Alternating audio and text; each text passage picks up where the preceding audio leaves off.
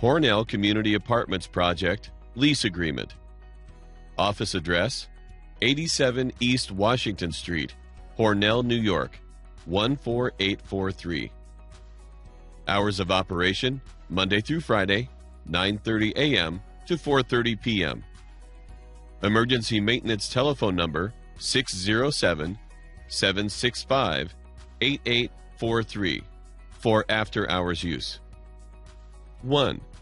This is a residential lease between Hornell Community Apartments, LLC, owner/landlord, of 87 East Washington Street, Hornell, New York, 14843, and tenants.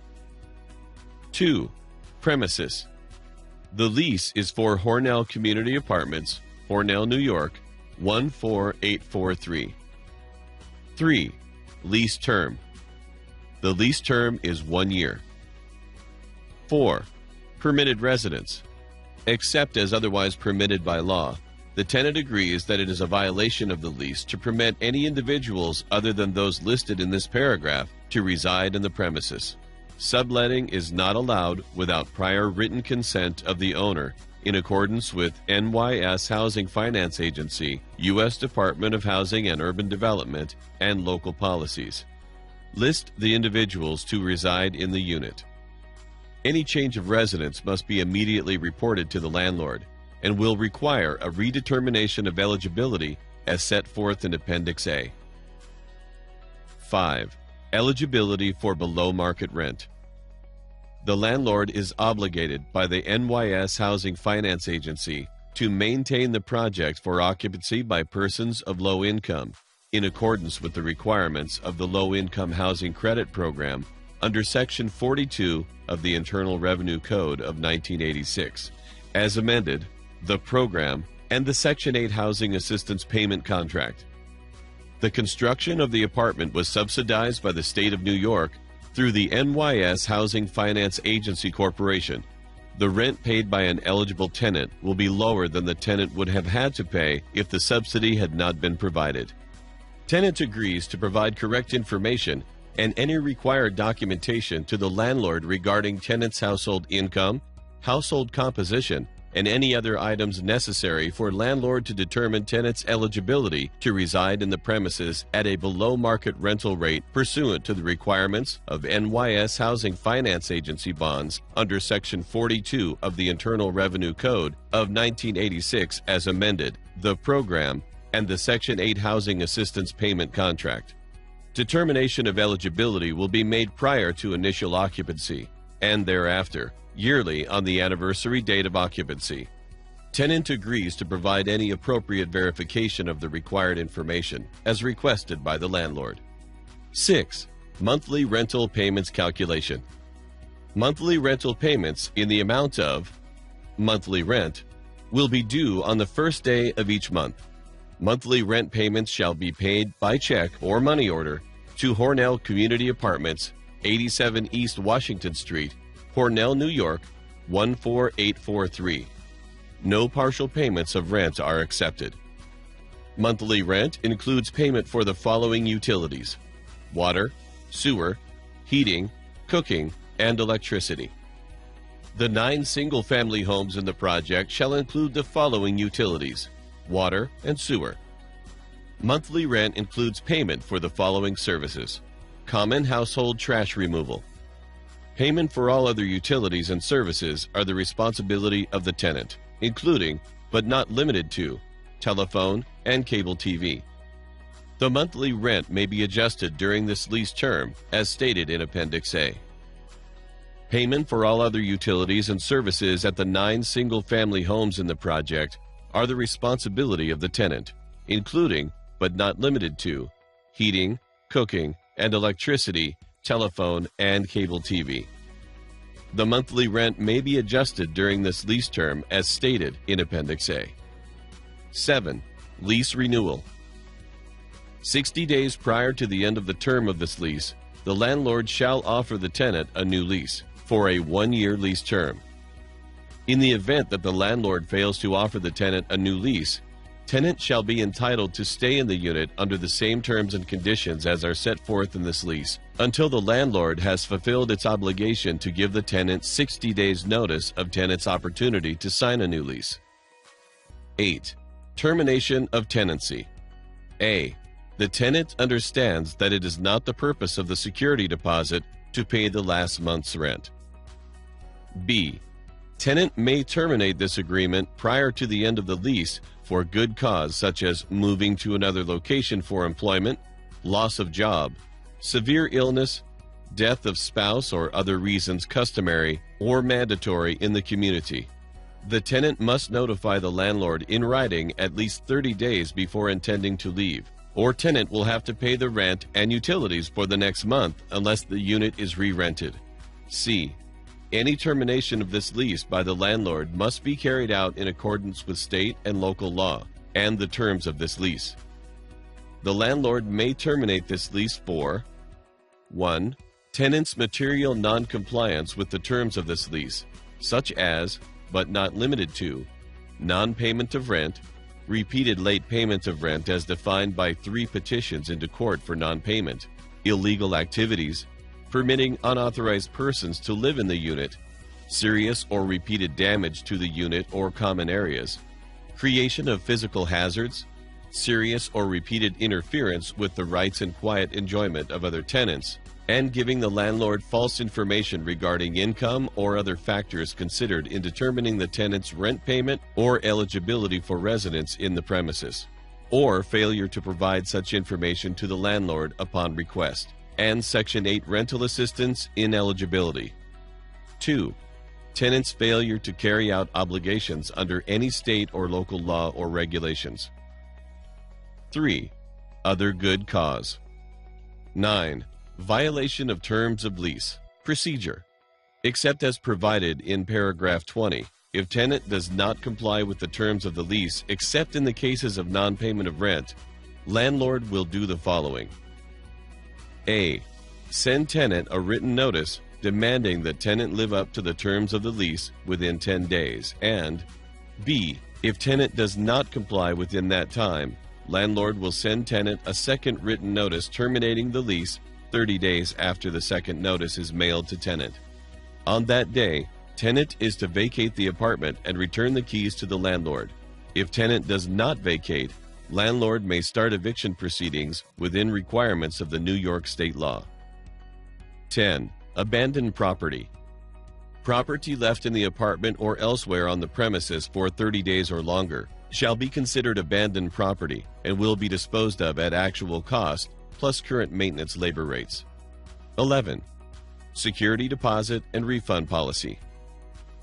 The tenant shall pay landlord as a security deposit, which is equivalent to the unit's contract rent at lease-up. 50% of the security shall be paid at lease-up, and the remaining 50% shall be paid in equal increments in a period not to exceed the initial lease term. Security deposits will be held in a tenant bank account selected by the landlord. Any interest earned will be paid to the tenant, less statutorily allowed handling and administration charges. In order to get a refund of the security deposit, the tenant must provide the landlord with a 30-day written notice of intent to move out. The landlord will hold the security deposit for the period the tenant occupies the unit. After the tenant has moved from the unit, the landlord will determine whether the tenant is eligible for a refund of any or all of the security deposit. The amount of the refund will be determined under the following conditions and procedures. A. After the tenant has moved from the unit, the landlord will inspect the unit and prepare a written report. The landlord will permit the tenant to participate in the inspection if the tenant so requests. B. The landlord will refund to the tenant the amount of the security deposit after deducting the following as applicable. 1. Damages that are not due to normal wear and tear and are not listed on the unit inspection report. 2. Unpaid charges for repairs, late payments of rent, and return checks. 3. Maintenance and excess utilities related charges, and 4. Unpaid rent.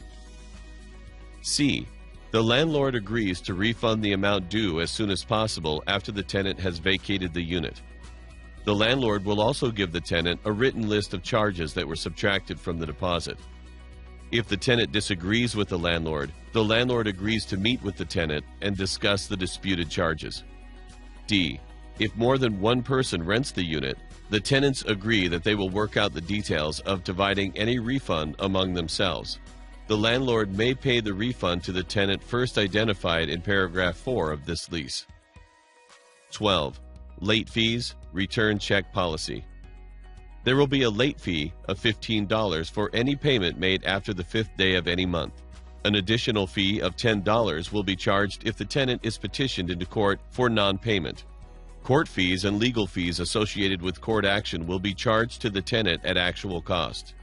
The landlord may collect the greater of the actual bank charge for returning the issuer's check, or a maximum of $25. 13. Obligations of landlord and tenant. A. The landlord agrees to 1. Regularly clean all common areas of the project. 2. Maintain the common areas and facilities in a safe condition. 3. Maintain all building systems and landlord-provided equipment and appliances in a safe and working order. 4. Make necessary repairs with reasonable promptness. 5. Maintain outside and/or common area lighting in good working order. 6. Provide extermination services as necessary. 7. Maintain the grounds and shrubbery. 8. Annually ensure that smoke detectors in the unit and common areas are in good working order. And 9. Maintain the buildings and common areas in accordance with the local housing codes and regulations. B. The tenant agrees to 1. Keep the unit clean and sanitary. 2. Use all appliances, fixtures, and equipment in a safe manner and only for the purposes for which they are intended. 3. Not litter the grounds or common areas of the project. 4.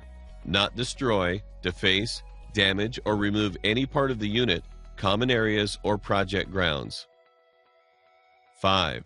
Give the landlord prompt notice of any defects in plumbing, fixtures, appliances, heating or cooling equipment, or any other part of the unit or related facilities.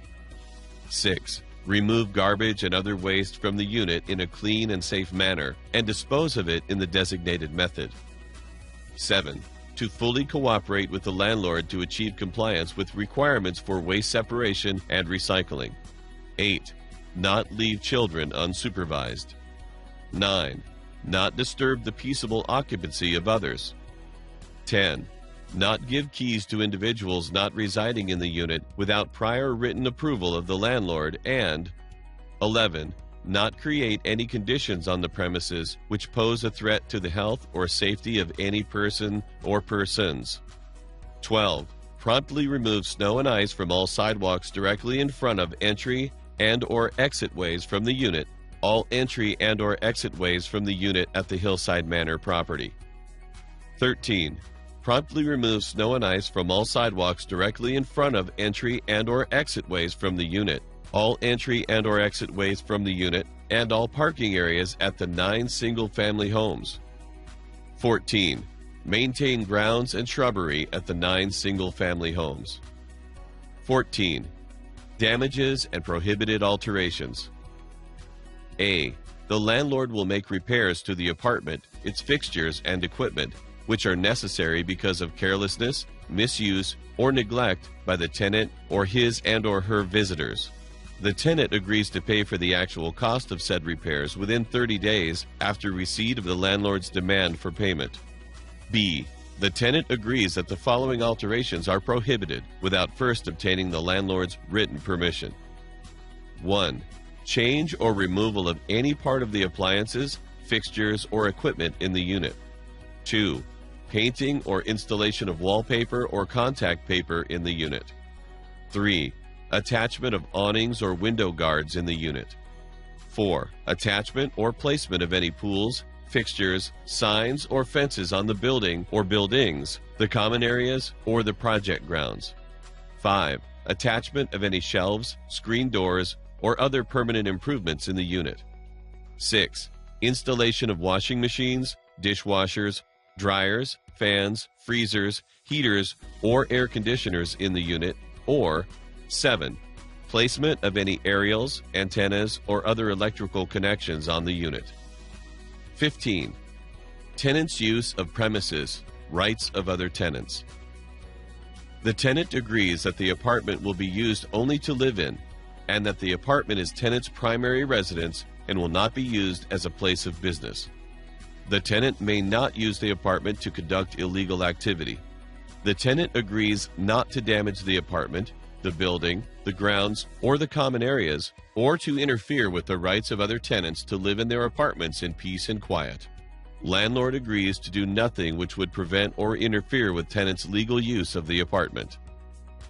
16. Repair after fire or other event.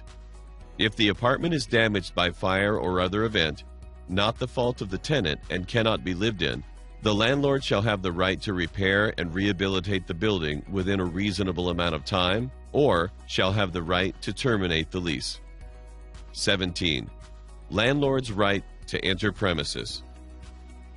The landlord may enter the unit in the event of an emergency or after advance notice and during reasonable hours, as a part of a periodic inspection, as a part of a preventative maintenance program, or to show the unit to prospective tenants after the tenant has given notice of intent to move. The tenant agrees not to install additional or different locks on any doors or windows of the unit without the written permission of the landlord. If the landlord approves the tenant's request to install such locks, the tenant agrees to provide the landlord with a key for each lock. When this lease ends, the tenant agrees to return all keys to the dwelling unit to the landlord. The landlord may charge the tenant for lock-related charges in accordance with the attachment Schedule of Charges. 18. Additional rules. The tenant agrees that tenant's family and guests will obey all house rules which are attached to this lease and any procedures outlined.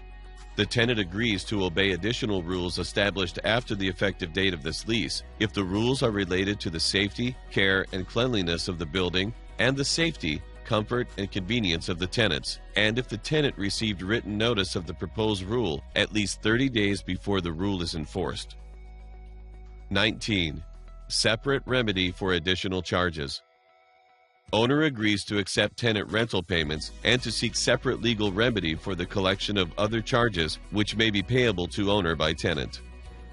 20. Good cause to terminate lease.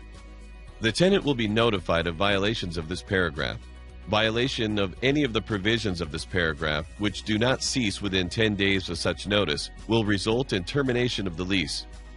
No further notice or opportunity will be given to the tenant prior to termination of this lease.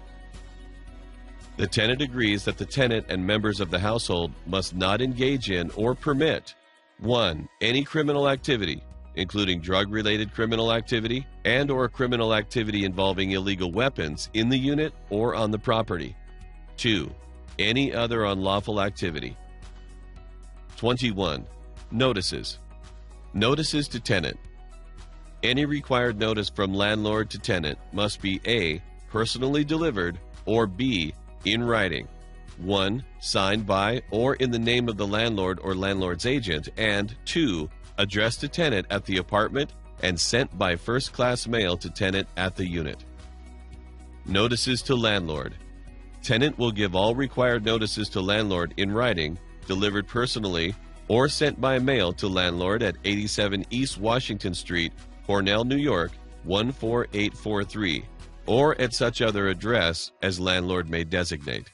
It is suggested that the notice be sent by certified mail. 22.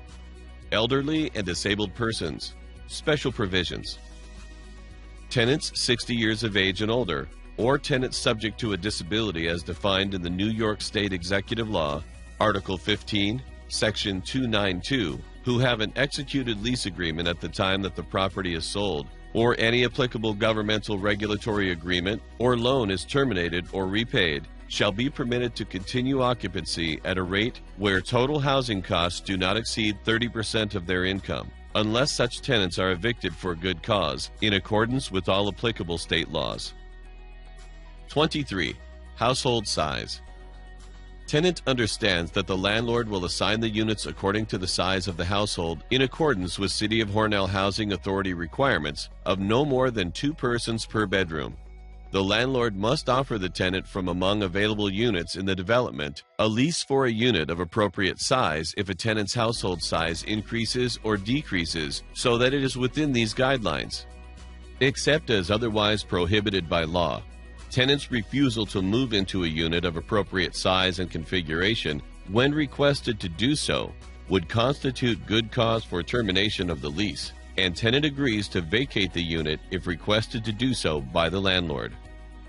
24. Tenant assurances. The tenant makes the following statements. I understand that if there is a significant decrease in household income, I may request a rent decrease from the landlord.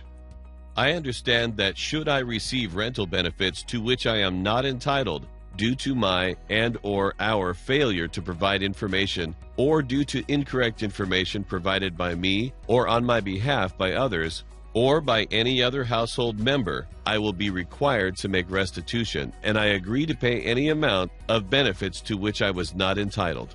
I agree to promptly provide any certificates and income verifications required by the landlord or the City of Hornell Housing Authority to permit the termination of eligibility and, when applicable, the monthly tenant rent to be charged. I understand and agree that my monthly rent is the amount shown in paragraph 6, or adjusted pursuant to Appendix A, and may increase up to market rent as my income increases.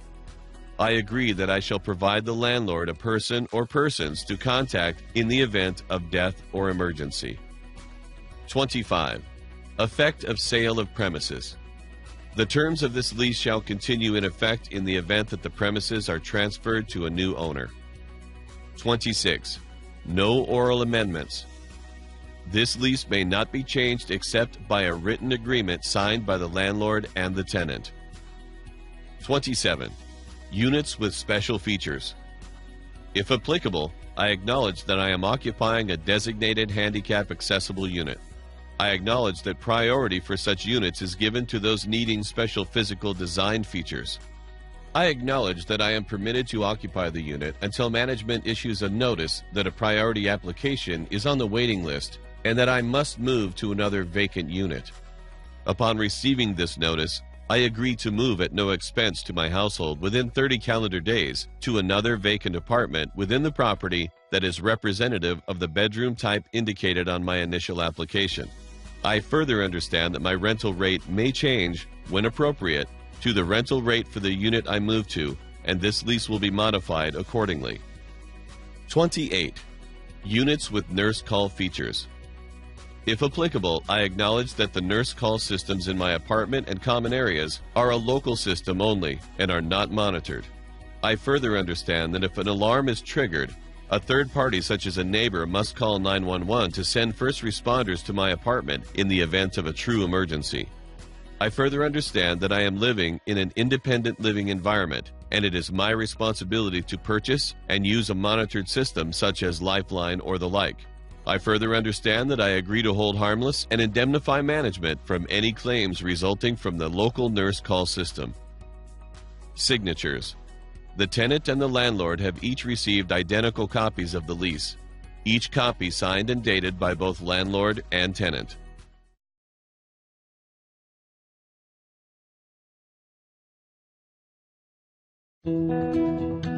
Appendix A, Addendum to Rental Lease, Section 42. This addendum is being attached to and incorporated by reference in the rental lease, parentheses, the lease, between the undersigned landlord and the undersigned tenant for the purpose of modifying certain terms and conditions of the lease. The parties agree that, if any terms of the lease and this addendum are inconsistent, the terms set forth on this addendum will govern. 1. Low-income housing credit. The premises are to be operated in accordance with the requirements of the Low-Income Housing Credit Program under Section 42 of the Internal Revenue Code of 1986, as amended, parentheses, the program.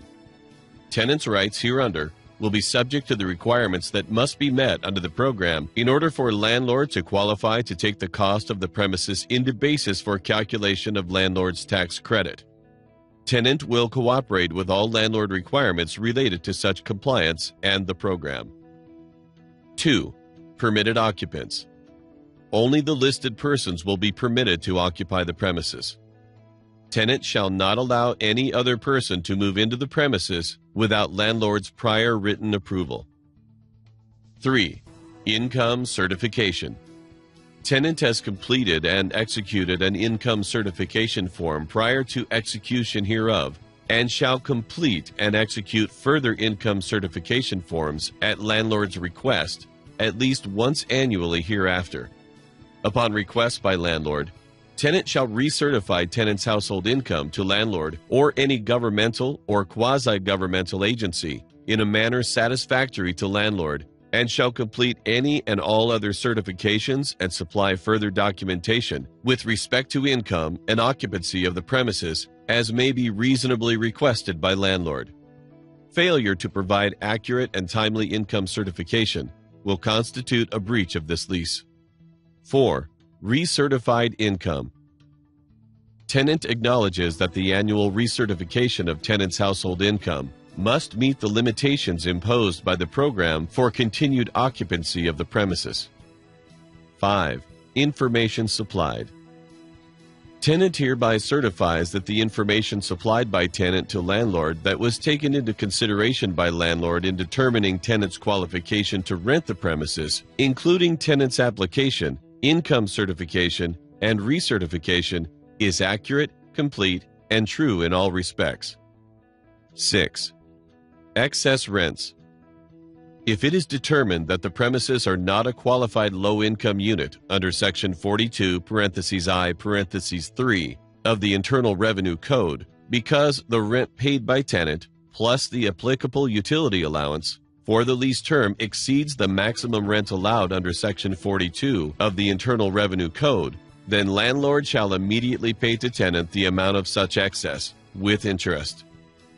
If tenant no longer occupies the premises when the excess rent determination is made, landlord shall use its best efforts to locate tenant for purposes of repaying the excess rent. 7. Certain changes.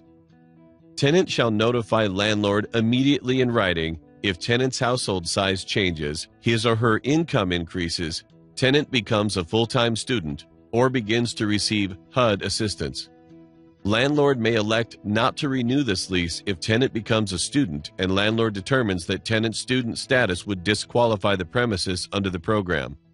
Landlord may adjust tenant's rent and/or utility allowance to reflect tenant's status if tenant becomes a HUD-assisted tenant. 7. Intent to vacate. After the first full year of the lease term, resident may notify landlord of intent to vacate upon 30 days written notice. In witness whereof, the undersigned have duly executed this addendum or cause it to be duly executed as of the date of the lease. Landlord will sign. Tenant or tenants will sign. Appendix B. Calculation of rent increases or decreases. Purpose.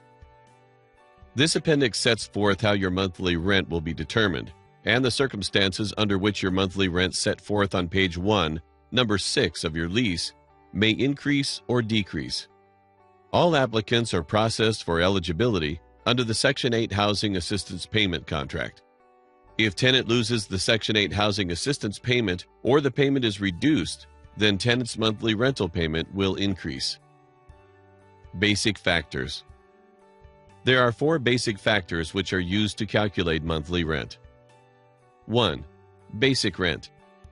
Basic rent for the unit will be shown here.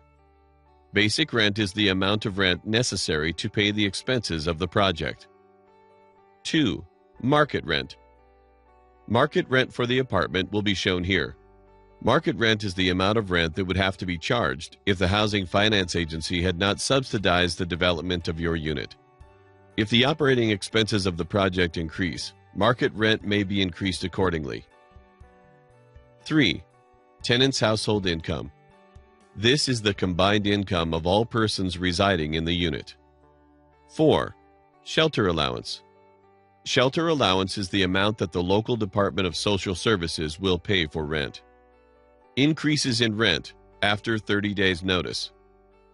Unless your monthly rent is based on shelter allowance, Your monthly rent may increase if basic rent increases due to increases in operating costs of the project that your unit is in. Your monthly rent will be the amount stated on page 1, number 6 of the lease, or basic rent, whichever is more. Your monthly rent may increase if your household's income increases, but not unless your household's income increases above public assistance level. If your household's income increases, your monthly rent will adjust to 30% of your household's income, less an allowance for certain utilities you may pay for. Your monthly rent will not be increased above market rent, but will not be less than basic rent. If your monthly rent is based on the shelter allowance, and the shelter allowance is increased, monthly rent will be increased to the new shelter allowance amount. If you or any member of your household is receiving a rent subsidy, and that rent subsidy increases, your rent may be increased accordingly at the discretion of the landlord. Decreases in rent. You are not entitled to decreases in rent based on decreases in income or decreases in rent subsidies. However, you should report such decreases to the landlord. The landlord may decrease your rent. If any such rent subsidy you are receiving is decreased, your monthly rent may be decreased accordingly at the discretion of the landlord, but will not be less than basic rent. If the tenant's income is significantly reduced, your monthly rent may be decreased accordingly at the discretion of the landlord, but will not be less than basic rent. Immediate increase for failure to provide information, false information. If tenant fails to provide information or falsifies information required to be furnished to the landlord under this lease, rent will immediately increase to market rent. Tenant further understands that he or she will be required to pay the difference between rent paid and market rent if incomplete or false information was previously supplied.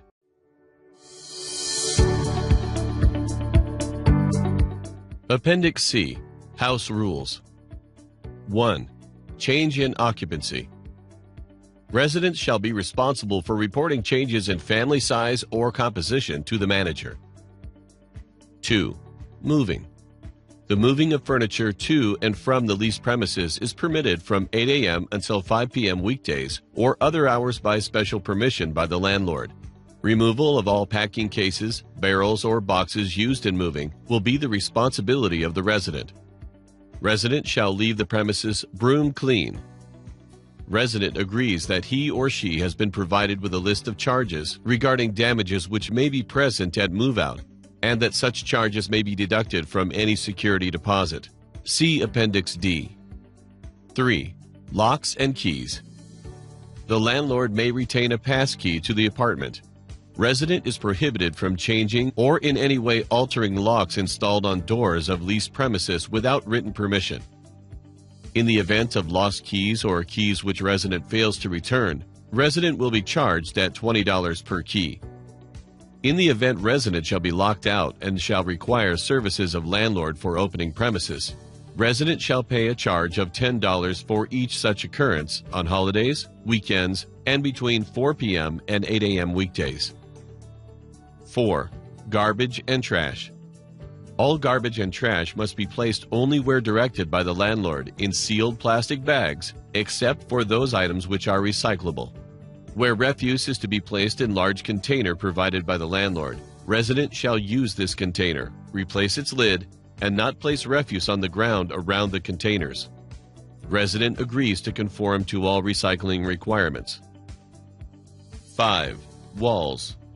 No nails, screws, or adhesive hangers may be placed in walls, woodwork, or any part of the premises except standard picture hooks, shade brackets, and curtain rod brackets. Nor shall any painting, wallpapering, or decorating be permitted without the landlord's written permission. To reduce possible damage to the leased premises by hanging pictures, mirrors, etc., the resident should consult with the landlord prior to hanging or installing such items. 6. Plumbing and electricity. Toilets, basins, etc. shall not be used for any purpose other than those which they were designed. Nor shall any sweepings, rubbish, rags, or any other improper articles be thrown into same. Resident shall not overload the electrical system. Any damage resulting from misuse of the foregoing facilities shall be corrected by the landlord at the expense of the resident. 7. Appliances. Resident shall not install major appliances of any kind within or about the leased premises without landlord's written permission. 8. Light bulbs. The landlord shall furnish electric light bulbs in the fixtures installed by the landlord at the time the resident takes possession of the leased premises and thereafter, subject to the charges in Appendix D. 9. Carpeting. The resident shall be responsible for vacuuming, cleaning, and shampooing throughout the term of their occupancy.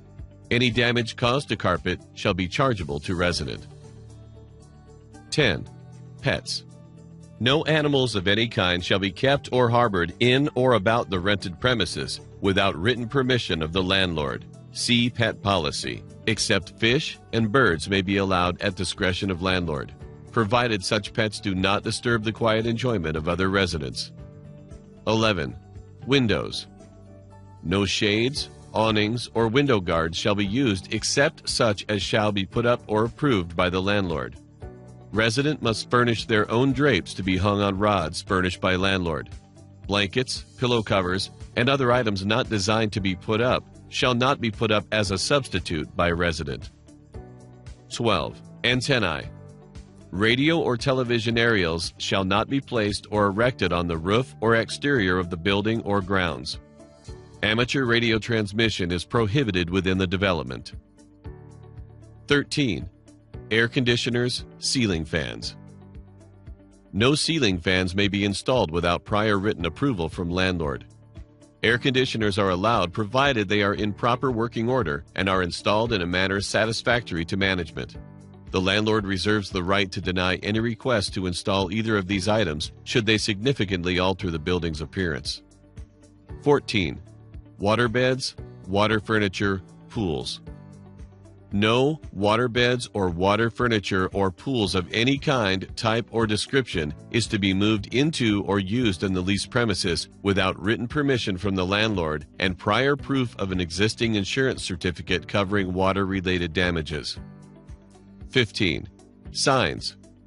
Resident will not display any signs or exterior lights or marking on the leased premises, and no awnings or other projections shall be attached to the outside walls of the building. No signs or decorations may be attached to doors without written approval from the landlord. 16. Supervision. Residents must exercise supervision and control of their visitors at all times to ensure the quiet enjoyment of the premises by all residents. Residents must ensure that they and their visitors do not deface or mark buildings, fences, walks, signs, mailboxes, or any other property, and that they do not remove bulbs, break globes, tamper with or deface any light fixture, that they do not throw anything, including snowballs, at or against buildings, fences, lights, cars, or any other property, that they do not tamper with or turn on any outside water faucets, that they do not climb or break limbs or otherwise damage any trees or plantings on the premises, that they do not deposit litter on the premises. 17. Quiet hours.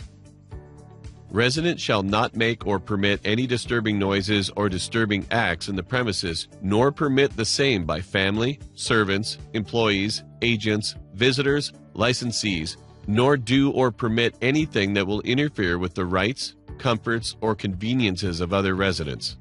Residents shall not play, operate, or permit to be played or operated any musical instrument, phonograph, television, or radio in the premises between the hours of 11 p.m. and 8 a.m. if the same shall disturb or annoy the neighbor, nor permit any such noises to go beyond the interior of the leased premises. Stereo speakers should not be placed on the floors as they cause considerable vibration and disturb residents below. 18. Disturbances. If any complaint against resident or his or her guests is of such gravity that the police are summoned, management must be informed by that resident placing the complaint. Complaints of a minor nature, which a resident experiences with the guest or another resident, should be resolved between residents if possible. 19. Entrances, front walks, and lawns. Sidewalks, driveways, walkways, public lawns, entrances, hallways, stairs, and other public areas must not be obstructed or used for any purpose other than ingress and egress to and from the leased premises. Personal items are not to be left in any of the aforesaid areas, and landlord reserves the right to impound any articles left in or on these areas. The hanging or placing of clothing or laundry on the lawns, shrubbery, or about the building, including windowsills, doors, balconies, and patios, is prohibited. 20. Littering. Residents and their guests are expressly forbidden to throw anything whatsoever out the windows or doors, or in the halls or stairs of the building, or upon land adjacent to the buildings. 21. Parking. Cars are to be parked in designated areas. The parking areas are to be used only for passenger cars actually in use. Parking areas are not to be used for storage of unregistered or uninspected cars. Commercial trucks, boats, trailers, and campers are prohibited. There shall be no reserved parking, except as landlord may designate. No repairing of cars will be permitted within the development. No other repair work to any type of vehicle shall be permitted. Automobiles with leaking fluids will not be permitted to be parked on the premise. Car washing using landlord's water supply is prohibited. Residents are requested to respect designated handicap parking areas to ensure availability of such spaces for persons who have a handicapping condition. 22. Hallways. Bundles, refuse, newspapers, or articles of any description are not to be left in the public halls. Shared or exclusive dwelling building hallways, including stairwells, are to be cleaned by resident. 23. Recreational areas. Resident agrees to abide by rules and regulations established for use of recreation facilities provided by landlord. 24. Laundry equipment.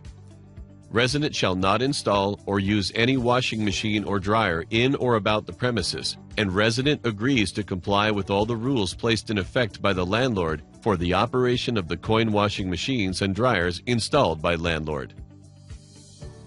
25. Attic/roof.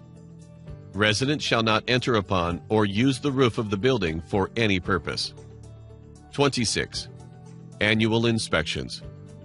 Periodic inspections of the property will be performed by the superintendent. Notices will be sent to residents prior to inspection dates. 27. Attire. No person will be permitted on or about the premises unless properly attired. Proper attire excludes nightwear. 28. Grills. The use of charcoal grills and other cooking devices, excluding kitchen stove and other small appliances, is prohibited anywhere inside or outside the apartment. 29. Soliciting. Soliciting is strictly forbidden.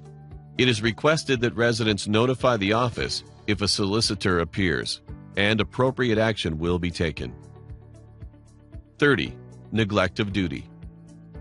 Residents are respectfully requested to promptly report any neglect of duty or any incivility on the part of the employees of the landlord, and any other matters which interferes in any way with the full enjoyment of the premises by the residents.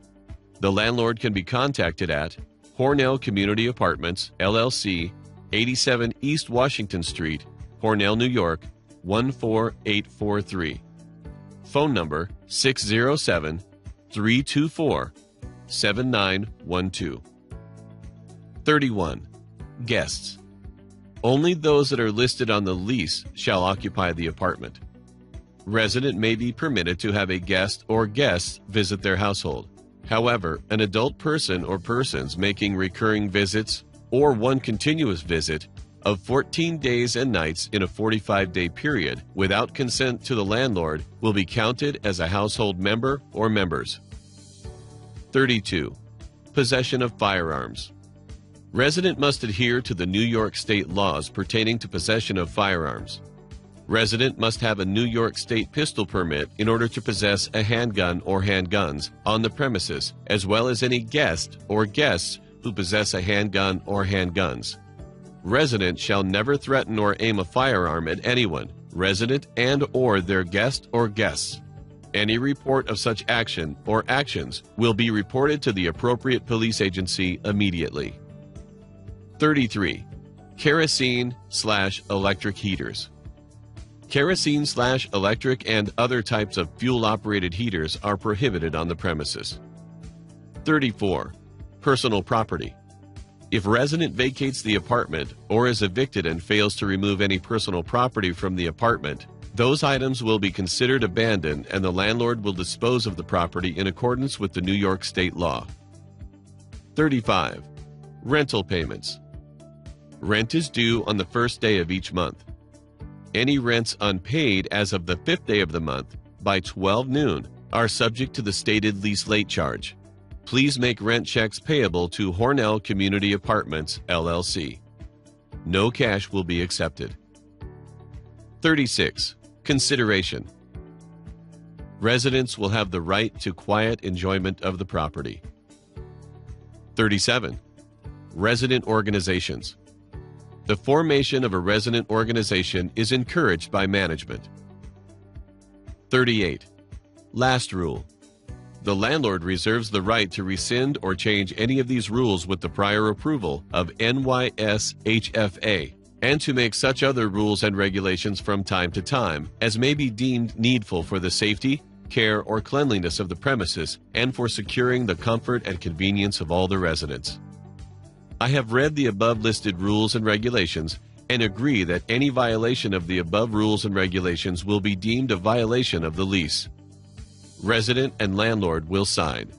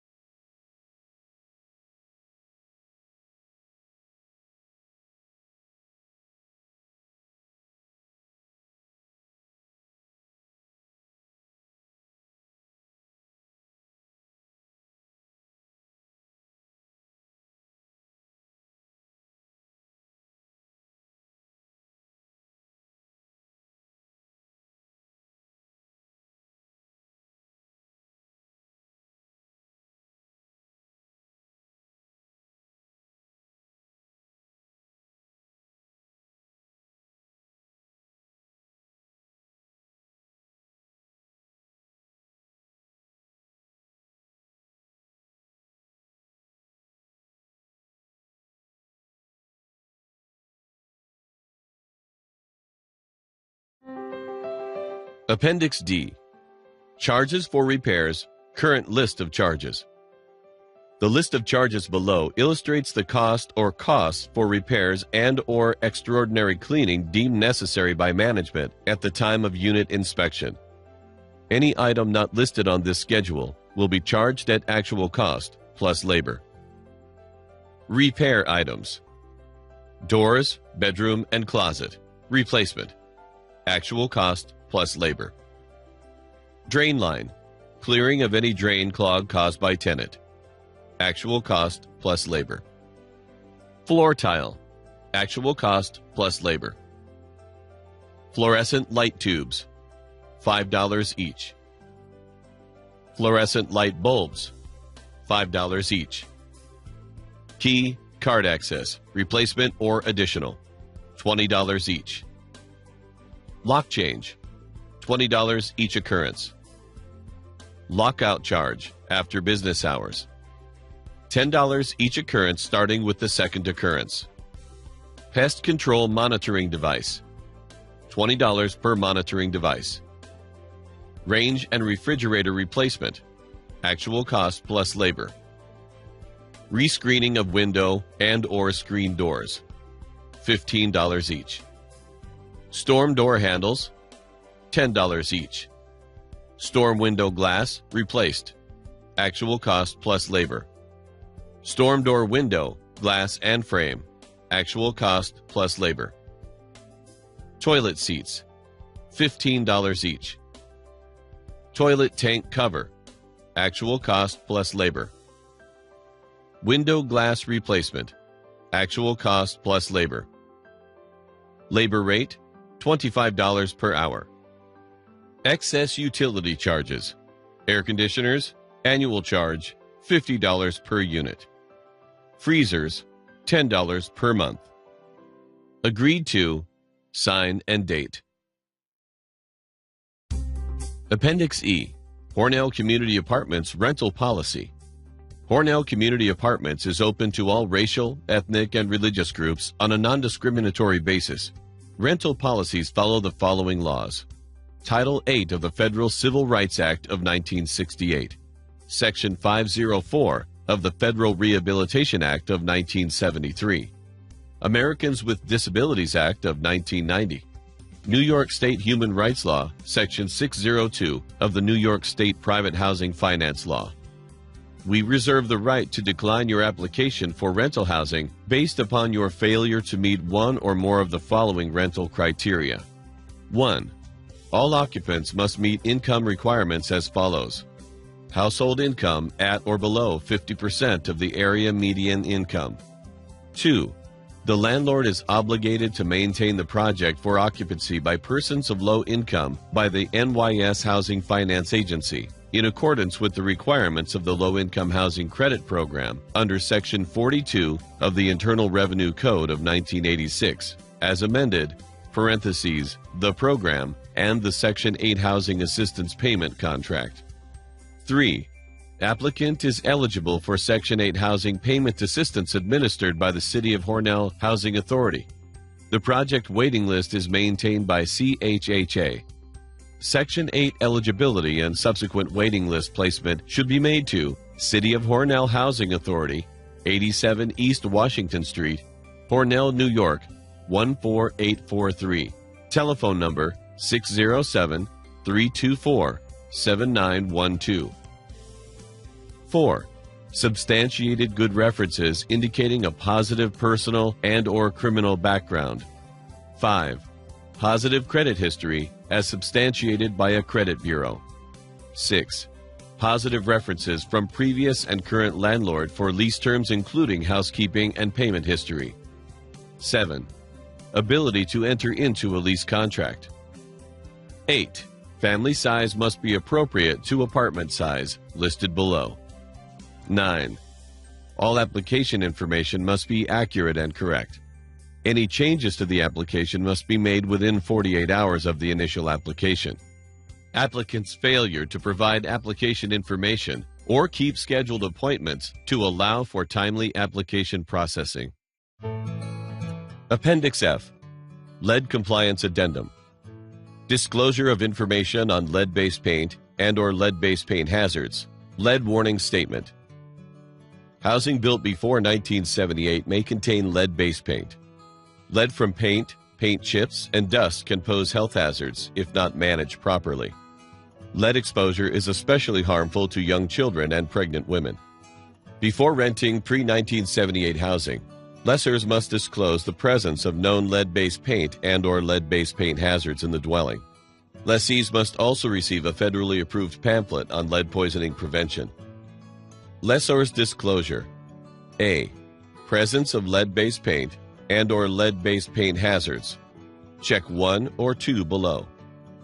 1. Known lead-based paint and/or lead-based paint hazards are present in the housing. Explain. 2. Lessor has no knowledge of lead-based paint and/or lead-based paint hazards in the housing. B. Records and reports available to the lessor. Check 1 or 2 below. 1. Lessor has provided the lessee with all available records and reports pertaining to lead-based paint and/or lead-based paint hazards in the housing.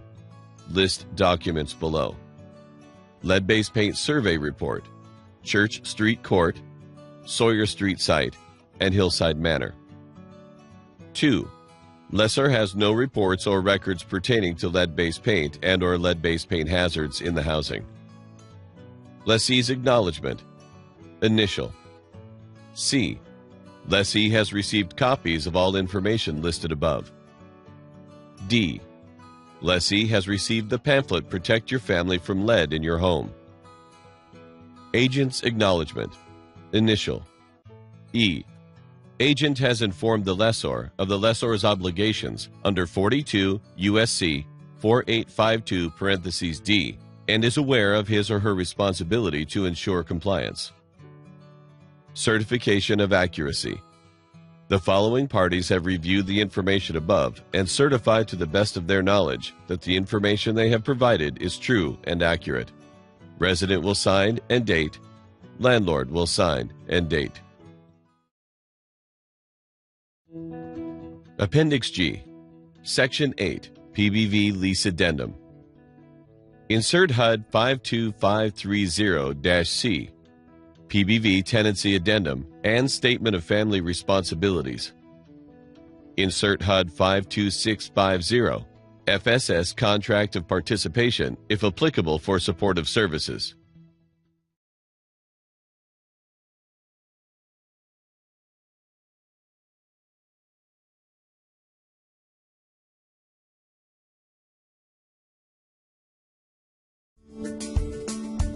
Appendix H. RAD Lease Addendum. C. PBV Resident Rights and Participation. 1. No rescreening of tenants upon conversion. Pursuant to the RAD statute, at conversion, current households are not subject to rescreening, income eligibility, or income targeting provisions. Consequently, current households will be grandfathered for conditions that occurred prior to conversion but will be subject to any ongoing eligibility requirements for actions that occur after conversion. For example, a unit with a household that was over income at time of conversion would continue to be treated as an assisted unit. Thus, 24 CFR 982.201 concerning eligibility and targeting will not apply for current households. Once that remaining household moves out, the unit must be leased to an eligible family. If a family is in an underoccupied unit under 24 CFR 983.259 at the time of conversion, the family may remain in this unit until an appropriate size unit becomes available in the covered project. When an appropriate size unit becomes available in the covered project, the family living in the underoccupied unit must move to the appropriate size unit within a reasonable period of time, as determined by the administering voucher agency. In order to allow the family to remain in the underoccupied unit until an appropriate size unit becomes available in the covered project, 24 CFR 983.259 is waived. MTW agencies may not modify this requirement. 2. Right to return. Any residents that may need to be temporarily relocated to facilitate rehabilitation or construction will have a right to return to an assisted unit at the development once rehabilitation or construction is completed. Where the transfer of assistance to a new site is warranted and approved, see Section 1.6.B.7 and Section 1.7.A.8 on conditions warranting a transfer of assistance. Residents of the converting development will have the right to reside in an assisted unit at the new site once rehabilitation or construction is complete. Residents of a development undergoing conversion of assistance may voluntarily accept a PHA or owner's offer to permanently relocate to another assisted unit, and thereby waive their right to return to the development after rehabilitation or construction is completed. 3. Renewal of lease. Under current regulations at 24 CFR 983.257 (b) 3, upon lease expiration, a PHA can choose not to renew the lease without good cause. In such a case, the regulatory consequence is the loss of the assisted unit. Under RAD, the PHA must renew all leases upon lease expiration, unless cause exists. Consequently, 24 CFR 983.257 (b) 3 will not apply. This provision must be incorporated by the PVV owner into the tenant lease or tenancy addendum as appropriate. 4. Phase-in of tenant rent increases. If a tenant's monthly rent increases by more than the greater of 10% or $25 purely as a result of conversion, the rent increase will be phased in over 3 years. To implement this provision, HUD is waiving Section 3 (A) 1 of the Act, as well as 24 CFR 983.3 Definition of Total Tenant Payment, or TTP, only to the extent necessary to allow for the phase-in of tenant rent increases. The below method explains the set percentage-based phase-in an owner must follow according to the phase-in period established. For purposes of this section, standard TTP refers to the TTP calculated in accordance with regulations at 24 CFR 5.628, and the most recently paid TTP refers to the TTP recorded on line 9J of the family's most recent HUD form 50058. 3-year phase-in. Year 1. Any recertification, interim or annual, performed prior to the second annual recertification after conversion, 33% of difference between most recently paid TTP and the standard TTP. Year 2. Year 2 annual recertification, AR, and any interim recertification, IR, prior to Year 3 AR. 66% of difference between most recently paid TTP and the standard TTP. Year 3. Year 3 AR and all subsequent recertifications. Full standard TTP. 5. Public Housing Family Self-Sufficiency, PHFSS, and Resident Opportunities and Self-Sufficiency Service Coordinator, ROSS-SC programs. Current PHFSS participants will continue to be eligible for FSS once their housing is converted under RAD, and PHAs will be allowed to use any PHFSS funds granted previously or pursuant to the FY 2013 PFFSS NOFA to serve those FSS participants who live in units converted by RAD and who will be, as a result, moving into the HCV FSS program, subject to the following. A. If a PHA has an HCV FSS program, a PHA must convert the PHFSS program participants at the covered project to their HCF FSS program. B. If a PHA does not have an HCV FSS program, the PHA must establish an HCV FSS program and convert the PHFSS program participants at the covered project into their HCV FSS program. PHAs are not required to offer enrollment in FSS to residents in converting projects and other HCV participants, other than to residents in converting projects that were enrolled in the PHFSS program. All PHAs will be required to administer the FSS program in accordance with FSS regulations at 24 CFR Part 984 and in accordance with the participants' contracts of participation. However, residents who were converted from the PHFSS program to the HCV FSS program through RAD may not be terminated from the HCV FSS program or have HCV assistance withheld due to the participant's failure to comply with the contract of participation. Consequently, 24 CFR 984.303 parentheses B parentheses 5 parentheses III does not apply to FSS participants in converted properties. 6. Resident participation and funding. Residents of covered projects converting assistance to PBVs will have the right to establish and operate a resident organization for the purpose of addressing issues related to their living environment and be eligible for resident participation funding. Project owners must allow residents and resident organizers to conduct the following activities related to the establishment or operation of a resident organization. A. Distributing leaflets in lobby areas. B. Placing leaflets at or under residents' doors. C. Distributing leaflets in common areas. D. Initiating contact with residents.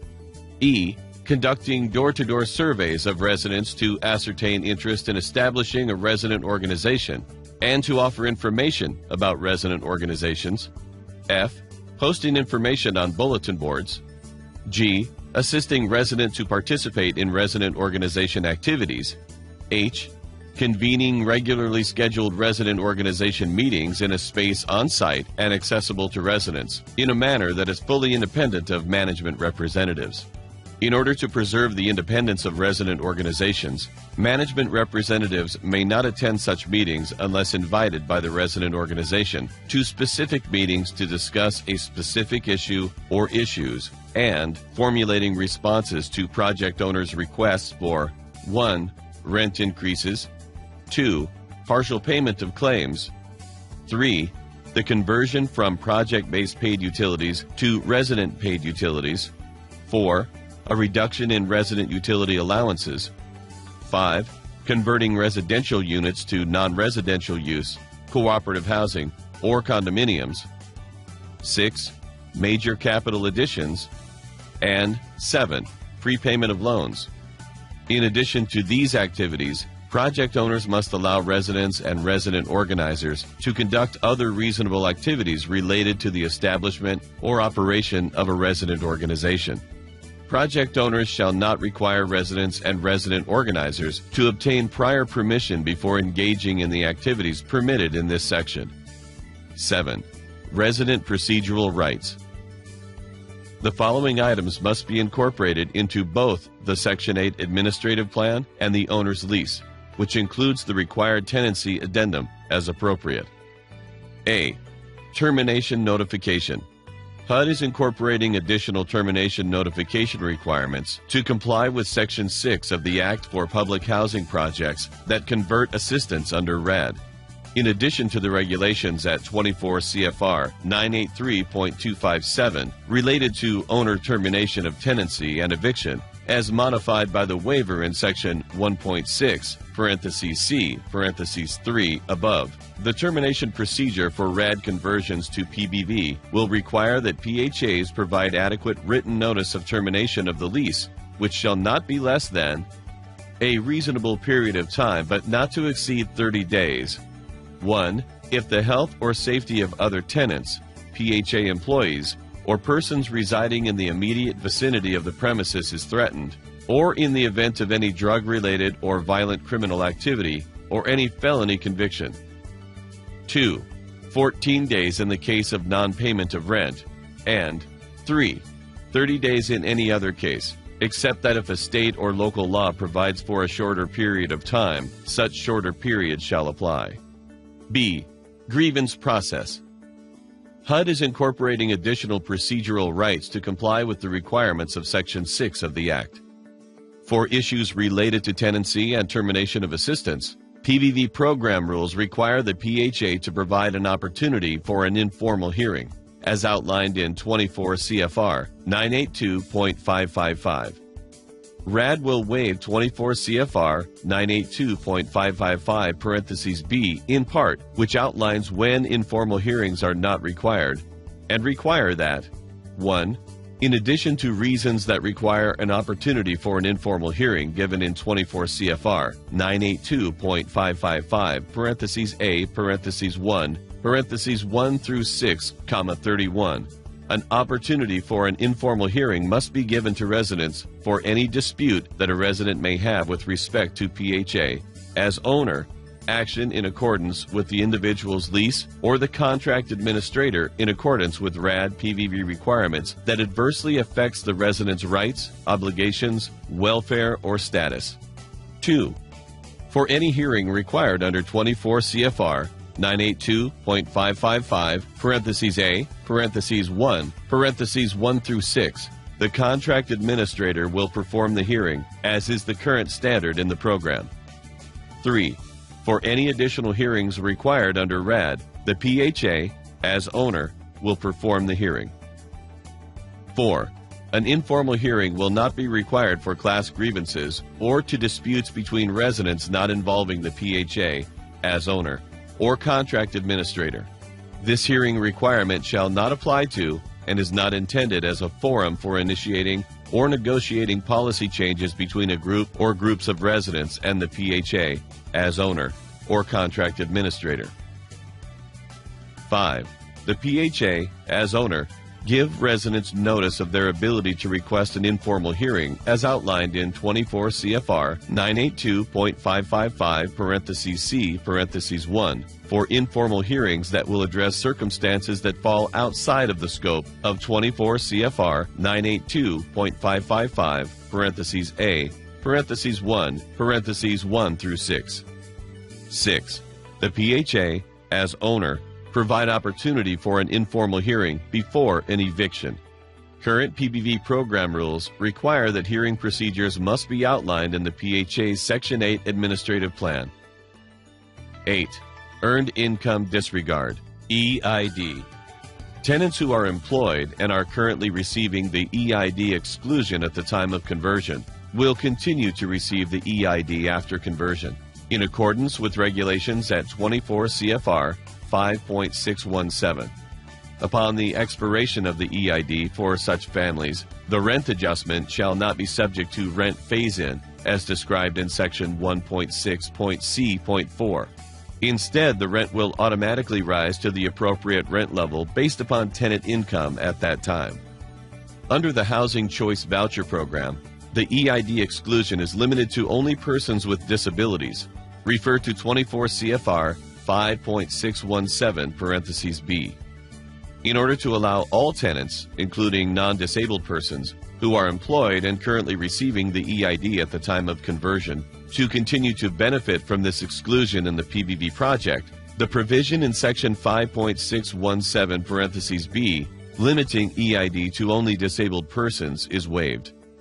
The waiver and resulting alternative requirement only applies to tenants receiving the EID at the time of conversion.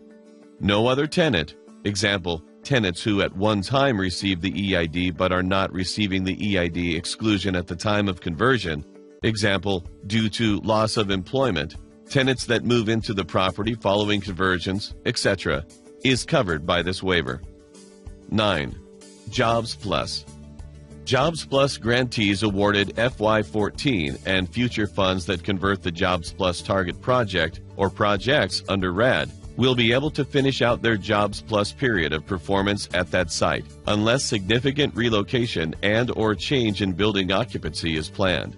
If either is planned at the Jobs Plus target project or projects, HUD may allow for a modification of the Jobs Plus work plan or may, at the Secretary's discretion, choose to end the Jobs Plus program at that project. 10. When total tenant payment exceeds gross rent. Under normal PBV rules, the PHA may only select an occupied unit to be included under the PBV HAP contract if the unit's occupants are eligible for housing assistance payment 24 CFR 983.53 parentheses D. Also, a PHA must remove a unit from the contract when no assistance has been paid for 180 days because the family's TTP has risen to a level that is equal to or greater than the contract rent, plus any utility allowance for the unit, i.e. the gross rent. Refer to 24 CFR 983.258.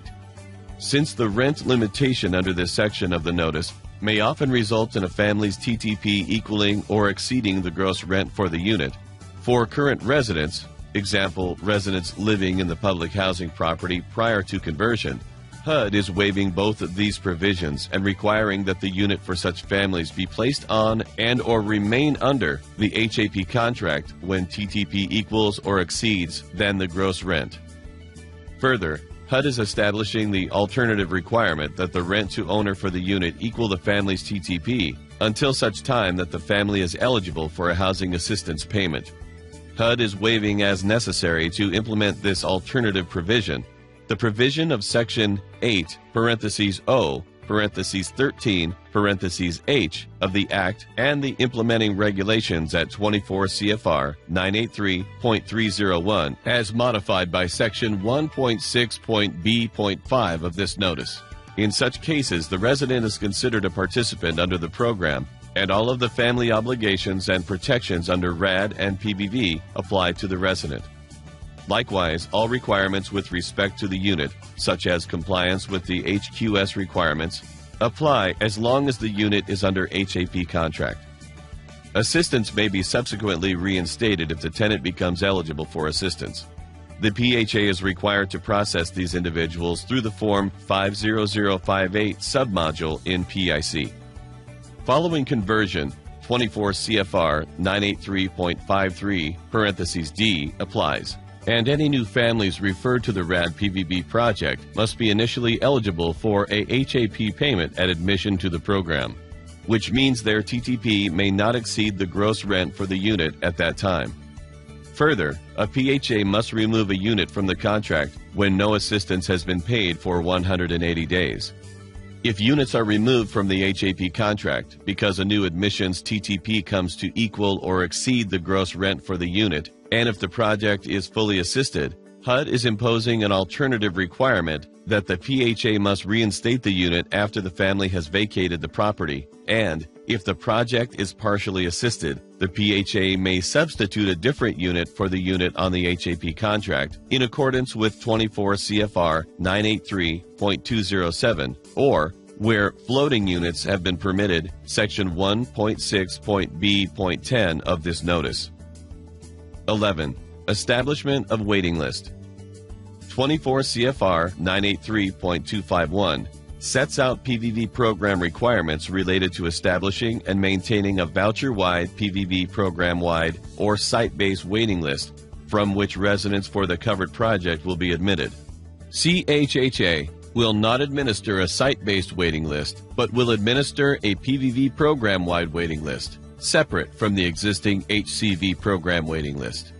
CHHA will establish local preferences as follows to all applicants of both the PVV and HCV program waiting lists. Residency preference. Applicant households with a permanent physical residence within the city of Hornell. Eligibility for local residency preference must be demonstrated by having a permanent physical residence within the city of Hornell.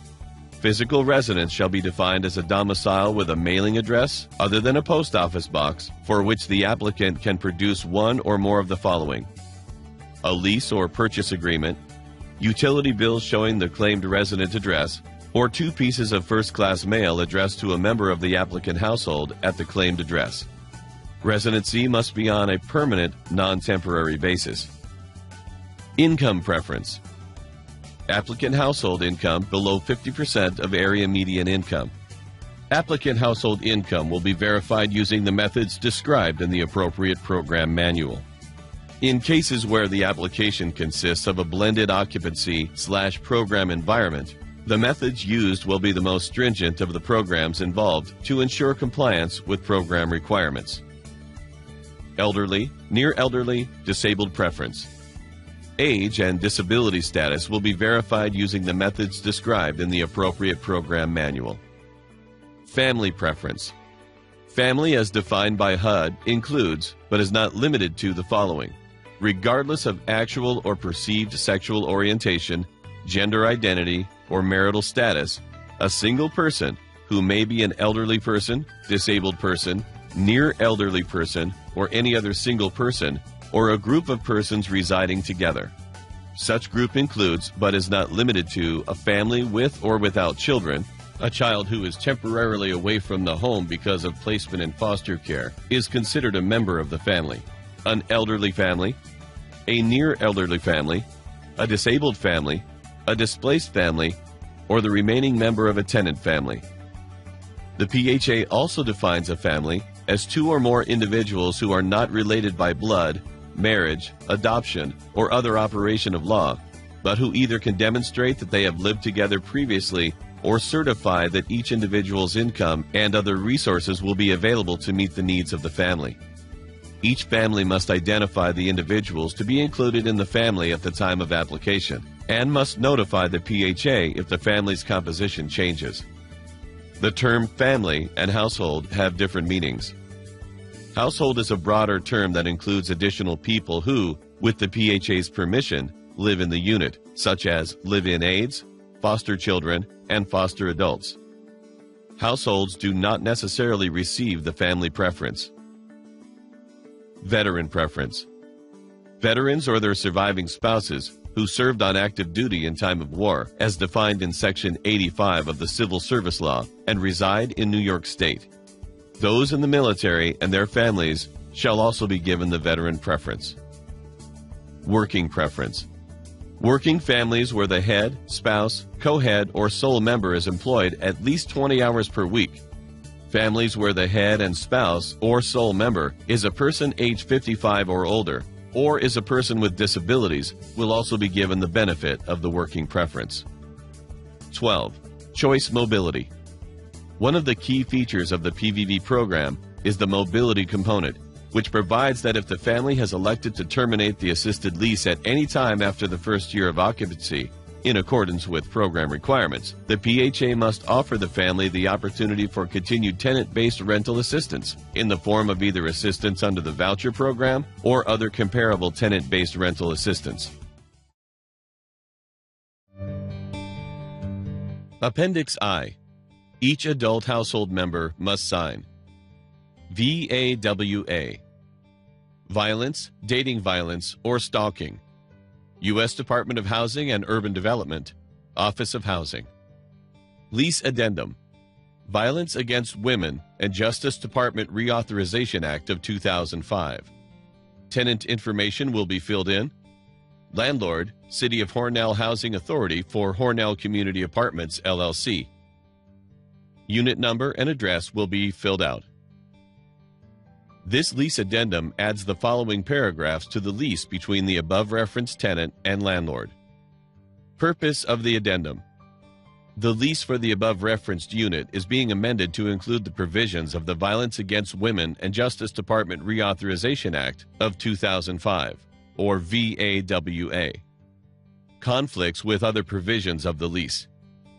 In case of any conflict between the provisions of this addendum and other sections of the lease, the provisions of this addendum shall prevail.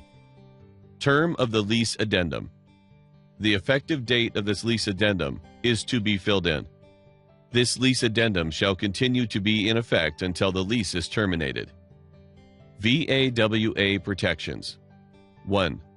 The landlord may not consider incidents of domestic violence, dating violence, or stalking as serious or repeated violations of the lease or other good cause for termination of assistance, tenancy, or occupancy rights of the victim of abuse.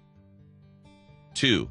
The landlord may not consider criminal activity directly relating to abuse engaged in by a member of a tenant's household or any guest or other person under the tenant's control cause for termination of assistance, tenancy, or occupancy's rights if the tenant or immediate family member of the tenant's family is the victim or threatened victim of that abuse. 3.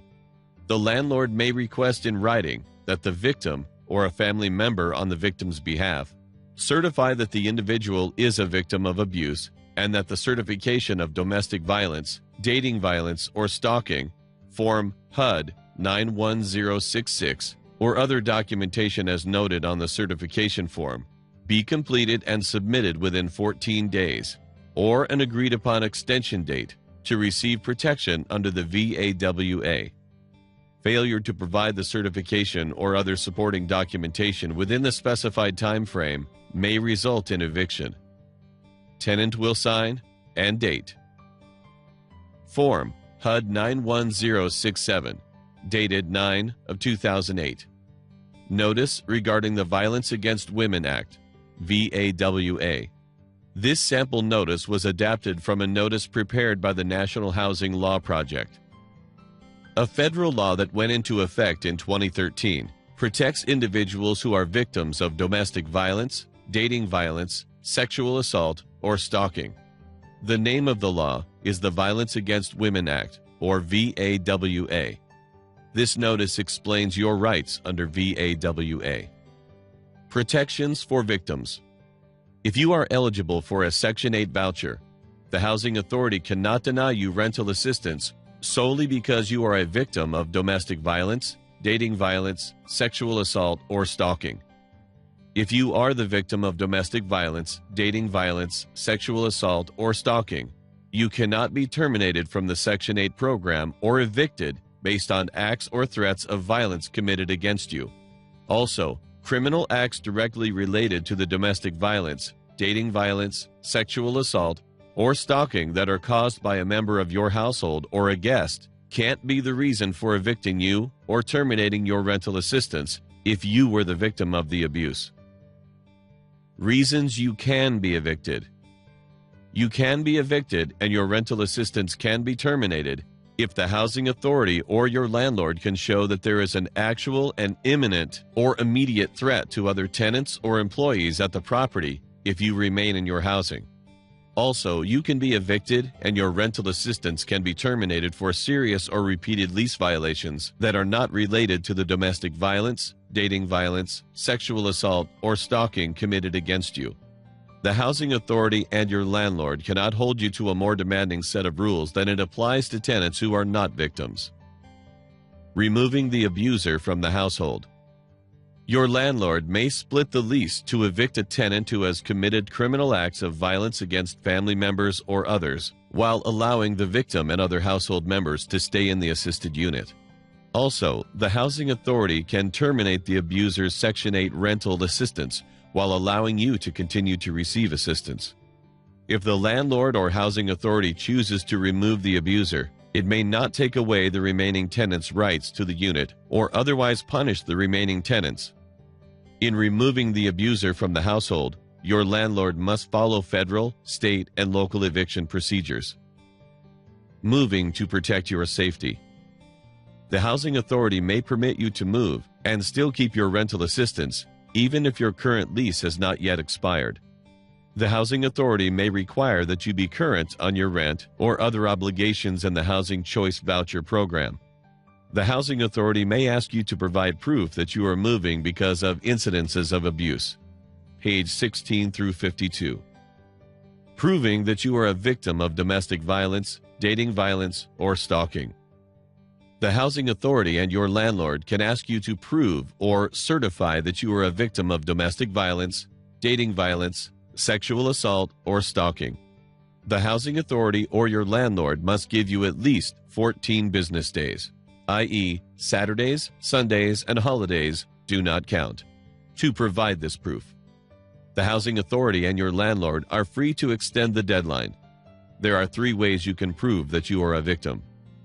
Complete the certification form given to you by the housing authority or your landlord. The form will ask you for your name, the name of your abuser, the abuser's relationship to you, the date, time, and location of the incident of violence, and a description of the violence.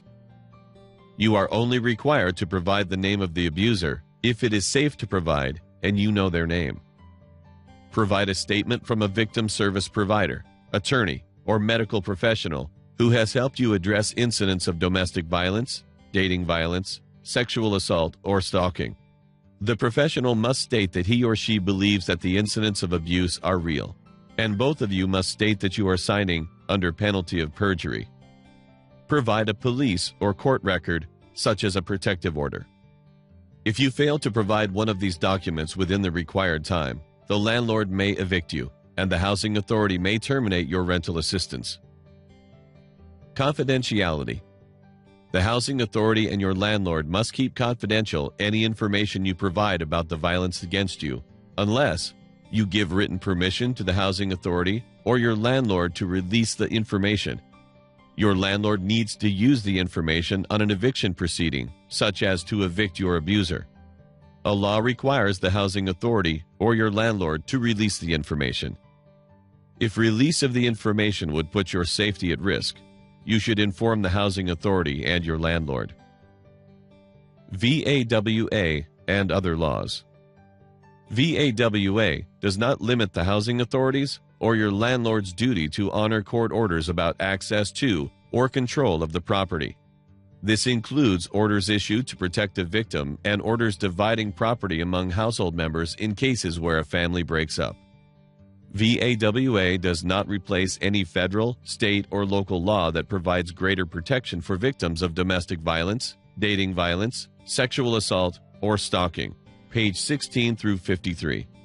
For additional information, if you have any questions regarding VAWA, please contact the City of Hornell Housing Authority at 1-607-324-7912. For help and advice on escaping an abusive relationship, call the National Domestic Violence Hotline at 1-800-799-SAFE-7233 or 1-800-787-3224 TTY. Definitions. For purposes of determining whether a tenant may be covered by VAWA, the following list of definitions applies. VAWA defines domestic violence to include felony or misdemeanor crimes of violence committed by any of the following: a current or former spouse of the victim, a person with whom the victim shares a child in common, a person who is cohabitating with or has cohabitated with the victim as a spouse, a person similarly situated to a spouse of the victim under the domestic or family violence laws of the jurisdiction receiving grant monies, any other person against an adult or youth victim who is protected from that person's acts under the domestic or family violence laws of the jurisdiction. VAWA defines dating violence as violence committed by a person, 1, who is or has been in a social relationship of a romantic or intimate nature with the victim, and 2, where the existence of such a relationship shall be determined based on a consideration of the following factors: the length of relationship, the type of relationship, the frequency of interaction between the persons involved in the relationship. VAWA defines sexual assault as any non-consensual sexual act prescribed by federal, tribal, or state law, including when the victim lacks capacity to consent. Parentheses 42 U.S.C. 13925 parentheses A. VAWA defines stalking as a 1. To follow, pursue, or repeatedly commit acts with the intent to kill, injure, harass, or intimidate another person, or 2. To place under surveillance with the intent to kill, injure, harass, or intimidate another person, and b. In the course of, or as a result of, such following, pursuit, surveillance, or repeatedly committed acts, to place a person in reasonable fear of the death of, or serious bodily injury to, or to cause substantial emotional harm to 1. That person, 2. A member of the immediate family of that person, or 3. The spouse or intimate partner of that person. Appendix J. Smoking Policy. Smoke-Free Policy Lease Addendum. House Rules Edition. 1. Purpose of smoke-free housing. The parties desire to mitigate 1. The irritation and known health effects caused by secondhand smoke. 2. The maintenance, cleaning, and redecorating costs attributable to smoking. 3. And the increased risk of fire from smoking. 2. Definition of smoking. Smoking means inhaling, exhaling, burning, or carrying any lighted cigar, cigarette, pipe, or other lighted smoking device for burning tobacco or other plant, or actively using any electronic cigarette. 3. Smoke-free complex. Resident agrees and acknowledges that the premises to be occupied by resident and members of the resident's household have been designated as a smoke-free living environment. Resident and members of the resident's household shall not smoke anywhere in the unit rented by the resident, in the building where the resident's dwelling is located, or in any of the common areas within and outside any buildings, nor shall resident permit any guests or visitors under the control of the resident to do so. Smoking is also not allowed at the Hillside Manor playground. Simply stated, smoking, as defined in Section 2 above, is not permitted inside any dwelling or community building. Designated areas where smoking, as defined in Section 2 above, is permitted are as follows: Church Street Court, outside covered patio located on west end of the community building. Sawyer Street site, 25 feet from any building entrance or exit. All family properties, 15 feet from any dwelling building entrance or exit, and 25 feet from the community building. 4. Property manager and/or owner to promote no smoking policy. Property manager and/or owner shall post no smoking signs at entrances and exits, common areas, and hallways, and in conspicuous places on the grounds adjoining the apartment complex. 5. Property manager and/or owner not a guarantor of smoke-free environment. Resident acknowledges that the property manager and/or owner's adoption of a smoke-free living environment and the efforts to designate the rental complex as smoke-free do not make the property manager and/or owner or any of its managing agents the guarantor of residents' health or of the smoke-free condition of the residence unit and the common areas. However, property manager and/or owner shall take reasonable steps to enforce the smoke-free terms of its lease and/or house rules and to make the designated areas of the complex smoke-free. Property manager and/or owner is not required to take steps in response to smoking unless property manager and/or owner knows of said smoking or has been given a written report of said smoking. 6. Effect of breach and right to terminate lease. A breach of this addendum and/or house rules shall give each party all the rights contained herein, as well as the rights provided for in the lease. A material breach of this addendum by the resident shall be a material breach of the lease and grounds for immediate termination of the lease by the property manager and/or owner. Property manager and/or owner acknowledges that in declaring all buildings to be smoke-free, the failure to respond by property manager and/or owner to a written complaint filed by the resident shall be treated as equivalent to failure to respond to a request for maintenance. 7. Disclaimer by property manager and/or owner. Resident acknowledges that property manager and/or owner's adoption of a smoke-free living environment and the efforts to designate the rental complex as smoke-free does not in any way change the standard of care that the property manager and/or owner would have to a resident household to render buildings and premises designated as smoke-free any safer, more habitable, or improved in terms of air quality standards than any other rental premises. Property manager and/or owner specifically disclaims any implied or express warranties that the building, common areas, or residence premises will have any higher or improved air quality standards than any other rental property. Property manager and/or owner cannot and does not warranty or promise that the rental premises or common areas will be free from secondhand smoke. Resident acknowledges that property manager and/or owner's ability to police, monitor, or enforce the agreements of the addendum is dependent in significant part on voluntary compliance by resident and resident's guests or any other person under resident's control. Residents with respiratory ailments, allergies, or any other physical or mental condition relating to smoke are put on notice that the property manager and/or owner does not assume any higher duty of care to enforce this lease addendum and/or house rules than any other property manager and/or owner obligation under the lease. Resident will sign and date. Appendix K, Ex-Offender Re-Entry Policy and Worksheet. General policies. The housing provider may only consider prior criminal convictions or pending arrests.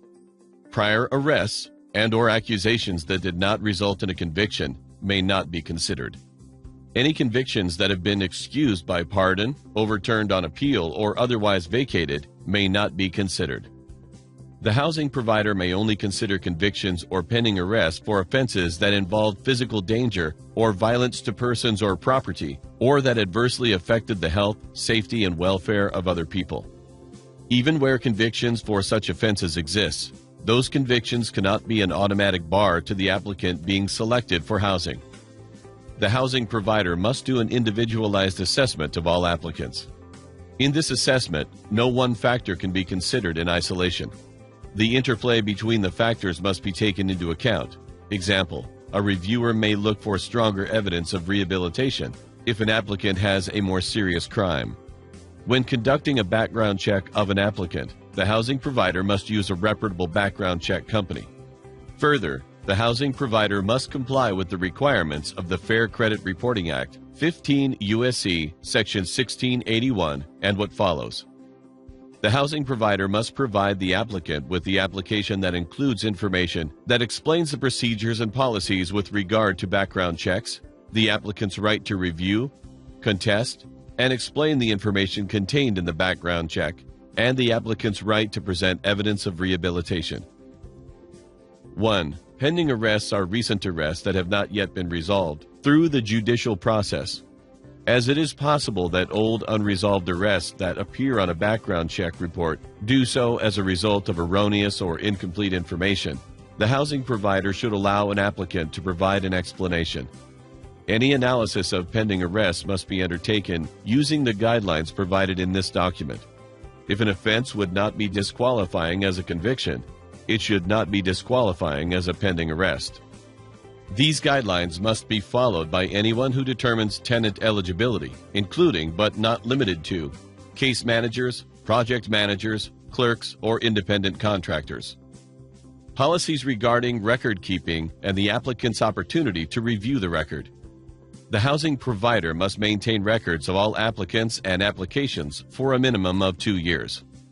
All applicants must be given an opportunity to review and explain any conviction record to the housing provider before any decision regarding tenancy is made. If an application is denied, the applicant must be provided with any documentation used to deny his or her application, an explanation of the denial of housing, and be given an opportunity to respond. There may be no less than 14 business days between an applicant receiving the notice and documentation used to deny the application and the applicant's opportunity to respond. The housing provider must create and maintain a written evaluation used in the decision-making process in accordance with these guidelines. The records maintained shall include, but not be limited to, a copy of the original application, a copy of the conviction record and other material obtained in connection with evaluating the application, written notification to the applicant that he or she has the right to contest and discuss the information and provide evidence of rehabilitation, the written evaluation detailing the analysis and decision of the housing provider, and the worksheet attached to these guidelines. Factors that must be considered and using the worksheet. Introduction.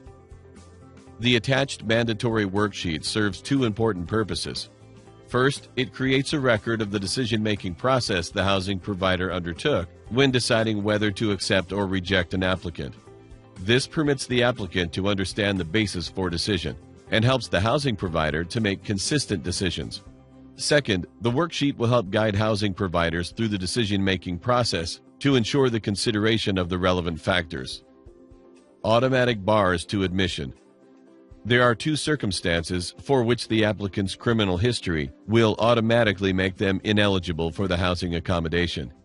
If the applicant was convicted for producing methamphetamine in the home or is required to be a lifetime registrant on the Sex Offender Registry, Federal Department of Housing and Urban Development, HUD, rules make them ineligible for acceptance by the housing provider. If either of these circumstances are present, the application must be denied and the analysis can stop here. Question 1. Did the crime or crimes for which the applicant was convicted involve physical violence to persons or property, or adversely affected the health, safety, and welfare of other people? Not all criminal convictions may be considered. As per the state anti-discrimination policy cited at the outset, only the convictions that may be considered are convictions for offenses that A. involved physical violence to persons or property, or that B. adversely affected the health, safety, and welfare of other people. These categories of crimes are relevant because they relate to the behavior expected of a tenant, which is to live peaceably alongside other tenants and to respect their property. If a person's record of conviction or convictions does not fall into either category, then the analysis is over and a person's conviction should not be factored in considering his or her application for tenancy. There is no list of what crimes fit into these categories. Interpretation of whether a crime fits is left to the reviewer's judgment, which the reviewer should articulate in the worksheet. Question 2. How much time has passed since the applicant's date of the conviction, and how much time has the applicant spent in the community after release from incarceration? If he or she was incarcerated as a result of the conviction or convictions, the reviewer shall not require the lapse of a fixed period of time between the date of the conviction or release from incarceration and consideration or granting of tenancy. Rather, the reviewer must engage in an individualized analysis of each applicant. The reviewer is trying to determine whether the applicant has had enough time in the community and has used that time productively to establish him or herself as a qualified tenant. Part of this analysis is a consideration of facts gathered in question 5 about what the person has done in the community since release from prison or since the time of conviction if the person was not incarcerated. Question 3. What was the age of the applicant at the time of his or her conviction? A reviewer is required to take the age of the applicant at the time of the crime into account and must do so with the understanding that individuals who exercise poor judgment as youths or young adults very often mature into law-abiding productive adults. On the other hand, if a person was convicted as an older person, this does not, in itself, present a barrier to tenancy. Question 4. What was the seriousness of the applicant's offense? The reviewer must evaluate the seriousness of the offense and its relevance to the person's current ability to live peaceably alongside other tenants and respect their property. Again, this factor is not considered in isolation, but alongside other factors such as the passage of time and evidence of rehabilitation. Question 5. Has the applicant shown evidence of rehabilitation and good conduct? There are a number of areas to explore, including A. Treatment completion. The applicant may put forth evidence of successful completed treatment for drugs or alcohol, or for other conditions that may have contributed to his or her criminal behavior. This can be a positive factor in considering the application. On the other hand, it should not be assumed that a person has a drug or alcohol problem for which he or she needed to seek treatment, and therefore lack of completion of such treatment be considered a negative factor. Rather, lack of evidence of treatment completion should be considered neutrally. Since treatment information is subject to HIPAA regulations, this information should be volunteered by the applicant, not required, and maintained in a manner to ensure the privacy of the applicant. B. Rehabilitative programming. This factor considers whether the applicant has participated in and completed other types of rehabilitative programming during or after incarceration. Examples of such programming include vocational, educational, work, or therapy programs. Completion of such factors is a positive factor in considering the application. C. Employment status.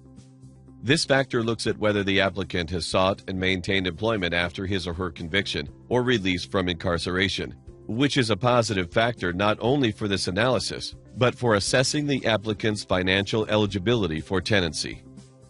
D. Rental history. This factor considers the applicant's history of tenancy, including whether he or she has been evicted or otherwise disciplined in their housing accommodations. A history of good tenancy is a positive factor. E. Volunteer or community activities. This factor considers examples of community engagement or volunteer work undertaken by the applicant, which speaks to how the applicant has been productively spending his or her time. particularly if the applicant has had difficulty finding employment. F. Community recommendations. If the applicant provides recommendations from community members, list the recommendations on the worksheet and attach them to the application and review packets. Recommendations can be provided by any member of the community, including but not limited to clergy, parole supervisors, residents and neighbors, educators, and employers. These are a positive factor in assessing tenancy. G. Other relevant factors. The above list of factors is not exhaustive. If there are any other rehabilitative efforts that may be relevant, list them here. Worksheet for applying New York State's anti-discrimination policies when assessing applicants for affordable housing who have criminal convictions. Reviewer's name, applicant's name, date. This worksheet must be used to determine an applicant's eligibility for affordable housing based on their criminal history. Please fill out the worksheet completely. Note: only crimes for which the applicant has been convicted and recent pending arrests may be considered. Only offenses that involved physical danger or violence to persons or property, or that adversely affected the health, safety, and welfare of other people may be considered. Convictions that have been excused by pardon, overturned on appeal, or otherwise vacated may not be considered. Automatic bars to admission. Was the applicant convicted of producing methamphetamine in their home? Yes? Stop. Deny the applicant. No? Continue to next question. Is the applicant legally required to be a lifetime registrant on the State Sex Offender Registry? Yes? Stop. Deny the applicant. No? Continue to next question. 1. Questions. 2. Did the crime or crimes for which the applicant was convicted involve physical violence to persons or property, or adversely affected the health, safety, and welfare of other people? Yes? Use the space below to describe the offense, then continue to next question. No? Stop. The applicant may not be rejected on the basis of their criminal history. 3. How much time has passed since the applicant's date of the conviction, and how much time has the applicant spent in the community after release from incarceration, if he or she was incarcerated as a result of the conviction or convictions? 4. What was the age of the applicant at the time of his or her conviction? 5. What is the seriousness of the applicant's offense? 6. Has the applicant shown evidence of rehabilitation and good conduct? Circle yes for all of the following factors showing rehabilitation if they are applicable to the applicant, and no if they are not. In either case, please provide an explanation for your choice. A. Has the applicant participated in drug or alcohol rehab? Yes or no? If rehab or treatment was not necessary, write NA. B. Has the applicant participated in and completed other types of rehabilitative programming? Yes or no? If so, please indicate what type of programming. C. Has the applicant sought and maintained employment after his or her conviction or release from incarceration? Yes or no? D. Does the applicant have a history of good tenancy, and has he or she not been evicted or otherwise disciplined in their housing accommodations? Yes or no? E. If the applicant has had difficulty finding employment, has he or she been productively spending his or her time? Yes or no? If so, please include examples, including any community engagement or volunteer work. F. Does the applicant have any letters of recommendation from members of the community? Yes or no? If so, please identify how many and the relation of the writers to the applicant. G. Are there any other factors that speak to the applicant's rehabilitative efforts and lifestyle that may be relevant? Yes or no? 7. Based on consideration of all the factors and independent of other factors that may affect tenancy, is the applicant eligible for housing? Yes. Use the space below to provide a detailed explanation as to why. No. Use the space below to provide a detailed explanation as to why. Appendix L. NYS HFA Lease Rider. Rider to lease. For low-income unit tenancy in a project financed using tax-exempt bond proceeds of bonds issued by and benefiting from low-income housing tax credits. Definitions. Agency. The New York State Housing Finance Agency. Apartment. The rental income unit leased to tenant as tenant's principal place of residence. Area Median Income, or AMI. The area gross median income, as defined from time to time by the United States Department of Housing and Urban Development, HUD, applicable to the State of New York and County of Steuben area, adjusted for family size. Fee Owner. Hornell Community Apartments Housing Development Fund Corporation. HFA. The New York State Housing Finance Agency. Initial qualifying household income. Tenant's initial household income must be at or below 60% of AMI for low-income unit tenancy. Issuer.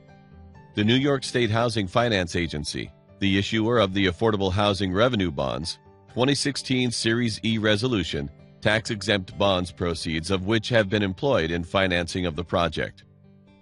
Landlord. City of Hornell Housing Authority for Hornell Community Apartments, LLC. Low-income unit. A dwelling unit regulated by a regulatory agreement between and among landlord, fee owner, and HFA, dated as of September 22, 2016, such that its tenant pays no greater than the tenant's maximum rent. Low-income unit tenancy. Qualification to reside in a low-income unit for which tenant shall be required to pay no more than the tenant's maximum rent. Mortgage. The mortgage dated as of September 22, 2016, granted by landlord and fee owner to the issuer. Tenant's maximum rent. An amount calculated by taking not to exceed 30% of 60% of AMI as adjusted for the number of individuals assumed to be occupying tenant's apartment, as follows. If the apartment is a unit that does not have a separate bedroom, 1 person.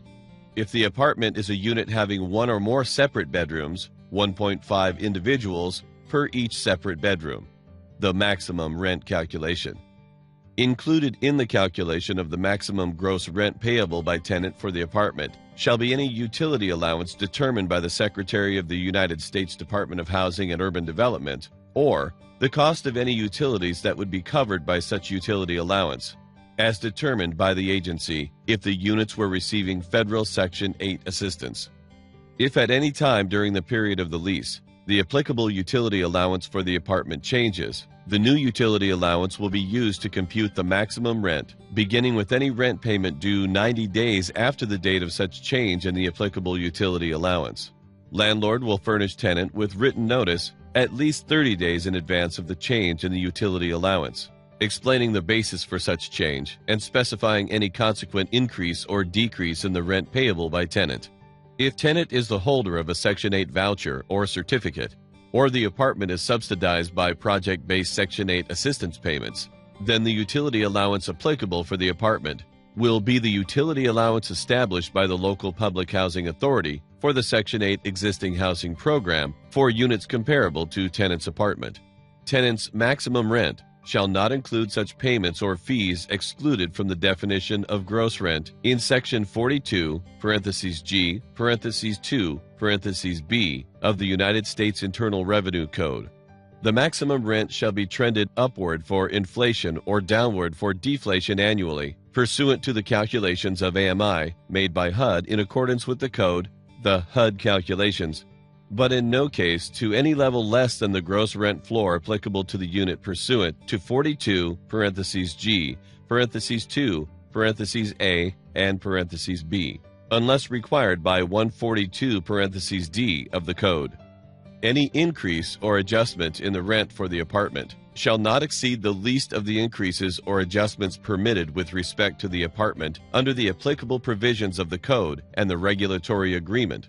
Notwithstanding anything herein to the contrary, if tenant resides in a low-income unit, and the beneficiary of Section 8 rental assistance or any comparable rental assistance program, federal rental assistance, and such federal rental assistance payment decreases as tenant's income increases, then if, as of the most recent recertification, tenant's income exceeds a percentage of AMI, which is the maximum initial qualifying income for low-income unit tenancy in the tenant's apartment, such tenant may be required to pay rent in an amount higher than that determined by the maximum rent calculation, but only if tenant's apartment meets the requirements set forth in Section 42, G, 2, E of the Code. New York State Housing Finance Agency, HFA, or the agency. A public benefit corporation existing pursuant to Article 3 of the Private Housing Finance Law, with its principal offices at 641 Lexington Avenue, New York, 10022. Project. The project referred to in the heading of this rider. Regulatory agreement. Agreement entered into as of September 22, 2016, between and among fee owner, landlord, and HFA. Tenant. The tenant referred to in the heading of this rider. Household. Includes all occupants of tenant's unit, whether or not related to tenant, as determined under Section 8 guidelines. Unit. A dwelling unit designed for rental occupancy. Term. The lease to which this rider is attached shall be for a term of at least 1 year. Tenant certifications. Tenant must certify tenant's initial household composition and household income level and annually recertify tenant's household income prior to the commencement or renewal of the lease's term. Tenant is obligated to provide subsequent recertifications of household composition and household income as HFA or landlord may require. Tenant's initial household income must be at or below the initial qualifying household income, as above defined. Tenant must provide landlord with such certification or recertification of household income or household composition and, as applicable, any third-party income verification or other proof reasonably required by landlord under applicable law and program rules for the purpose of verifying income or determining household composition. Tenant authorizes landlord to verify all sources of income in the household. Tenant certifies that such certifications and proofs are true and accurate, and that the total annual income of all the members of tenant's household who occupy the apartment subject to the rider to the lease, rider, does not exceed the amount set forth in such certification. Tenant agrees to notify landlord immediately in the event that there is any change in the identity or number of persons occupying the apartment. Tenant also acknowledges that a household consisting entirely of full-time students, as defined in Section 151(c)(4) of the Internal Revenue Code, is prohibited from low-income unit tenancy, regardless of income, unless such full-time student household meets an allowable exemption. False certification. The lease to which this rider is attached shall be terminated and the tenant may be evicted for failure to qualify for a unit if tenant has falsely certified, whether intentionally or unintentionally, household income or household composition. False certification constitutes material noncompliance under the lease, and landlord has the right to terminate the lease, evict tenant, and recover possession of the unit. If tenant has obtained low-income unit tenancy by falsely certifying household income or household composition. Noncompliance. Tenant's refusal to comply with a request for information related to income and eligibility requirements shall be deemed a violation of substantial obligation of tenancy and constitute cause for immediate termination of the lease. Increases in income. Notwithstanding an increase in the income of tenant above the initial qualifying household income, tenant shall be entitled to reside in a unit of the project, paying no more than the maximum rent, provided that tenant and household continue to comply with the applicable provisions of the lease and rider. Unit reassignment. Since the monthly rent for the apartment is calculated on the basis of size of the unit, tenant may, upon expiration of the lease, be reassigned to a different unit if a. An increase or decrease in the number of tenant's family members residing in the apartment warrants such a change under applicable statutes and regulations, and b. Tenant would be eligible for low-income unit tenancy upon such transfer to another unit in the project. That is, tenant's annual household income at the time of such transfer would not exceed the initial qualifying household income for the unit to which the tenant would be transferred. In the event of such reassignment, tenant's monthly rent shall be based upon the size of the new unit occupied. Inspection. Landlord and/or the agency and their representatives or agents shall have the right to inspect tenant's unit for the purpose of allowing the agency to fulfill its responsibilities under the Internal Revenue Code of 1986, as amended, and the Treasury regulation applicable thereunder, the Code. Advance notice of at least 2 weeks will be sent to tenant for scheduling and arranging access into the apartment for such inspections. Inspection by the agency or its representatives may take place irrespective of whether tenant is present in tenant's apartment at the time of inspection, provided that the agency or its representative is accompanied by a project manager, as that term is used in the regulatory agreement. No subletting, assignment, or extended occupancy. Subletting tenant's unit or any part of tenant's unit and/or the assignment of tenant's lease are prohibited. Notwithstanding anything in the lease to the contrary, the apartment may not be occupied by anyone other than tenant and his or her household members for a period of more than 31 days at any time, and if tenant permits any such occupancy for a longer period, without landlord's prior consent, such occupancy will be material breach of the lease, which breach shall be grounds for termination of the lease by landlord and shall subject tenant to eviction. Rent increases. In the event that tenant's unit is not receiving a federal Section 8 subsidy, upon the date that tenant's unit is no longer regulated in accordance with the New York State Housing Finance Agency regulatory agreement, the landlord's right to increase rent for tenant over the maximum rent permitted by the regulatory agreement shall be conditioned upon landlord furnishing tenant with a notice of at least 6 months prior to such increase in a form acceptable to the agency. If such notice is not given, tenant shall be entitled to lease renewals at the rents provided for in the regulatory agreement until such notice has been given and 6 months has elapsed. Notwithstanding anything to the contrary, if the extended use period, as defined in the regulatory agreement and the code, is determined early termination, the eviction or the termination of tenant's tenancy, other than for good cause, or any increase in the gross rent with respect to tenant's unit, shall not be permitted for, at minimum, 3 years following such early termination. Subordination. The lease to which this rider is attached is expressly subordinate to the mortgage, as above defined. Conflict. In the event of any conflict between the terms of this rider and the terms of the lease, the provisions of this rider shall supersede, prevail over, and control such other provisions of the lease. Fees. In the event that any rent or additional rent due on tenant's apartment is not paid to landlord by the 5th day of the month in which it is due, the late fee owed by tenant as additional rent shall not exceed the $25 per month for each such month, as provided in the regulatory agreement, other than such late fee and bounce check fee not to exceed the actual amount charged by the bank. Landlord shall not impose any fee or charge upon tenant without the prior express written consent of HFA. All adults, persons 18 years of age and older, residing in the apartment must sign this rider.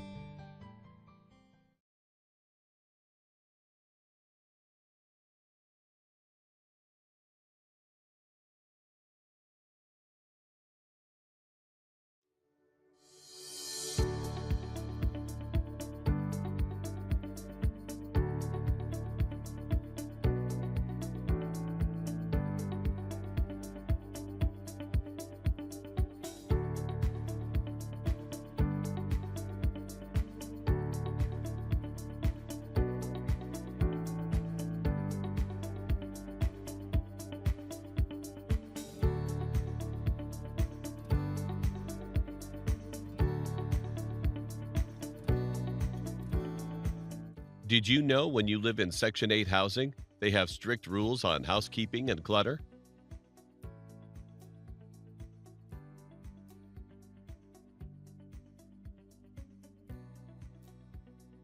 An eviction can be devastating. Check your lease and talk to your landlord. You may only have 3 housekeeping failures before they start an eviction.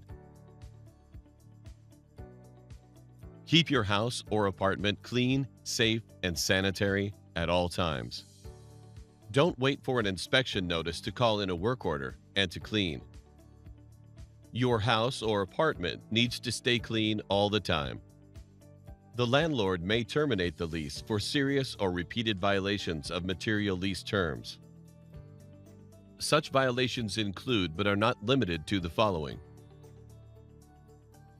failure to allow inspection of the property, failure to maintain the property in a safe and sanitary manner, destruction of property, acts of destruction, defacement, or removal of any part of the premises, or failure to cause guests to refrain from such acts. Disconnecting a smoke or carbon monoxide detector in any manner, removing any batteries from a smoke detector, or failing to notify the landlord if the smoke or carbon monoxide detector is inoperable for any reason.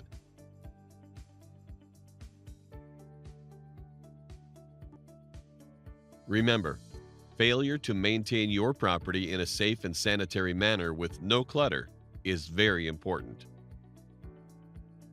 Also, you're responsible for your guests. If they do damage, you're responsible.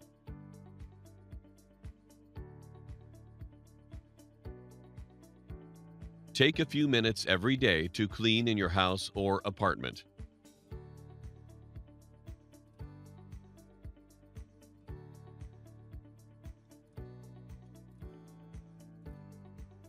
Break down the tasks every day. If you clean your kitchen, wipe out the sink and clean the stove. Make sure there's no grease on the countertops or on the stove, and take out the garbage, because grease, dust, and food can attract bugs and insects.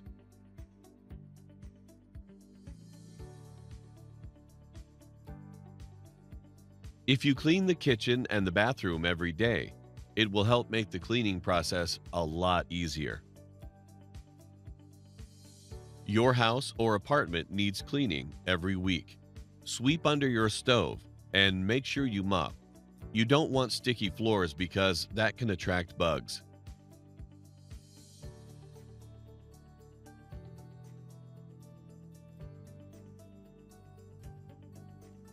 Your house or apartment needs cleaning on a regular basis. When you clean out the refrigerator, you should do it at least once a month. And don't forget to wipe around the seal.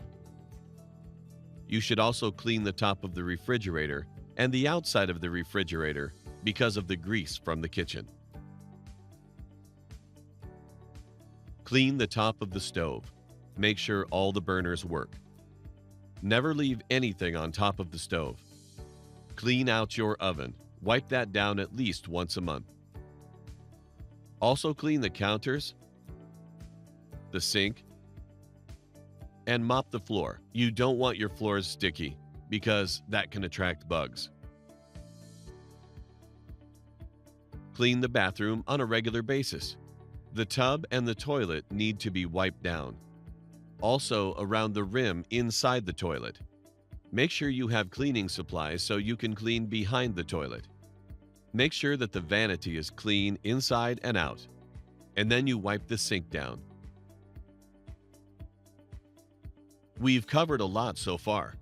Most of it is common sense, but I didn't want to forget to tell you to wipe down the outside of the cabinets and inside of the drawers because that can attract bugs. Remember, the stove can put grease all over the walls, the ceiling, and the doors, so it's important to keep them wiped down.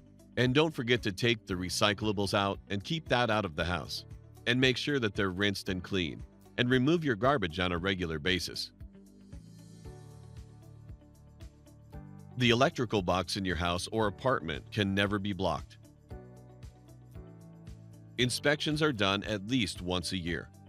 Check with your landlord to find out how often inspections are done at your property. Here's a list of items that may cause you to fail your inspection. Nothing left in the tub. Tubs must be empty and not used for storage. Smoke detectors must be in working order and on the wall. CO detectors must be in working condition and plugged in. No items left on the stove, not even burner covers. Tub stoppers must be visible. Converter from bath water to shower must work. No clutter throughout your home or apartment. Homes or apartments must be clean. Front door closure must work. Never block the electrical panel. If you have built-in nightlights, it must work and not be broken. All windows must lock and open and shut easily. Patio door, if you have it, must lock and open and shut easily. Toilet must work. Sinks must not leak. Refrigerator seals must be intact. No broken oven seal. No water stains on the walls, floors, or ceilings. No cracks on the walls. Covers must be intact for heating system. No broken drawers. Closet doors must work. No holes in doors, no holes in walls. No tripping hazards inside or outside. No broken windows or doors. No floor tile cracked or popping up. No electrical bare wires showing anywhere. Curtain rods in working order. All light sockets must have a working light bulb in place. Handles on drawers and cabinets in place and not broken. No broken or missing outlet covers. No broken or missing shower spout. No excess clutter inside or outside your property. No inoperative burners on your stove. Make sure to remove grease from walls, floors, and stoves. No overgrown exterior vegetation. Maintain air conditioning units by keeping filters clean. Maintain furnace by keeping filters clean. There are other things, but these are the most common write-ups. Keep all vent covers clean and dust-free. No exposed eaves on your property. Remember, it's your responsibility to make sure your property can pass the inspection. Call for a work order if you have any items needing repaired.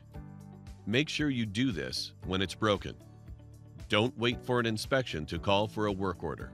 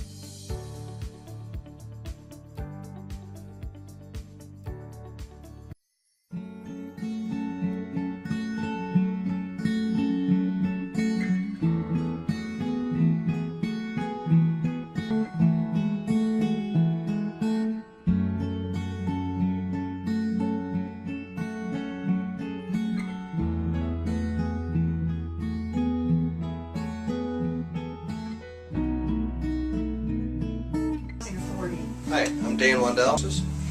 And I have some questions about bed bugs. Can you help us with that? Sure. We don't know what to look for. Well, the signs we're looking for with bed bugs is we're looking for spotting the actual bed bugs themselves, the eggs or the unhatched form of the bed bugs, which are like a pearly white, very small, egg, typically found in the seams of couches, cushions, and small cracks, crevices, maybe around baseboards. You're also looking for the skins or the dead bed bugs. You can find the skins laying around. And then you're also looking for the obvious bites, reactions from people from being bitten from bed bugs.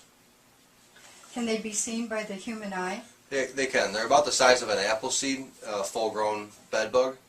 In the nymph stages, or the just hatching from the egg stages, they develop to become the size of the apple seed. But as they're at nymph stage, they're actually a clear, translucent type color.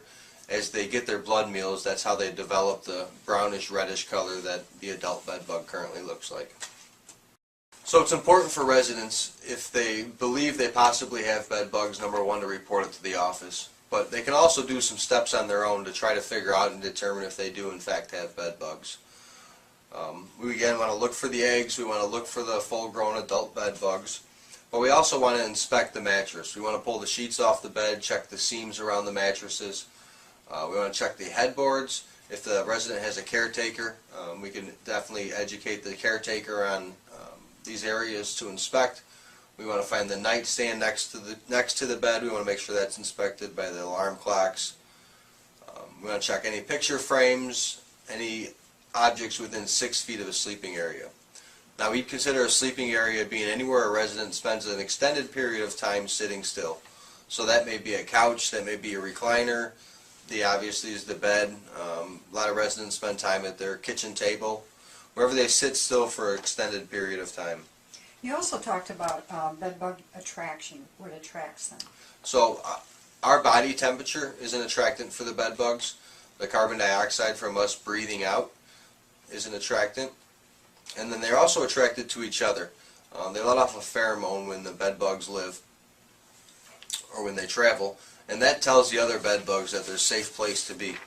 But sanitation really is not the problem. Anybody can get them? Absolutely. Sanitization has nothing to do with whether you can have bed bugs or at risk of bed bugs, more likely to get them. They're strictly hitchhikers. You pick them up maybe at a friend's house or relative's house while traveling, maybe public transportation. Almost anywhere you have the ability where you're sitting still to pick up a bed bug and bring it home with you. So commonly with bed bugs like to group together. But you will get a bed bug that becomes solo. A lot of times what happens when bed bugs reproduce, it's actually a violent process for the female. So when the female is pregnant or about to lay its eggs, it will actually go off and scatter in its own little area where it can be left alone trying to get away from the other bed bugs. So that's when you're going to find a solo bed bug or different areas or patches of bed bugs throughout the unit.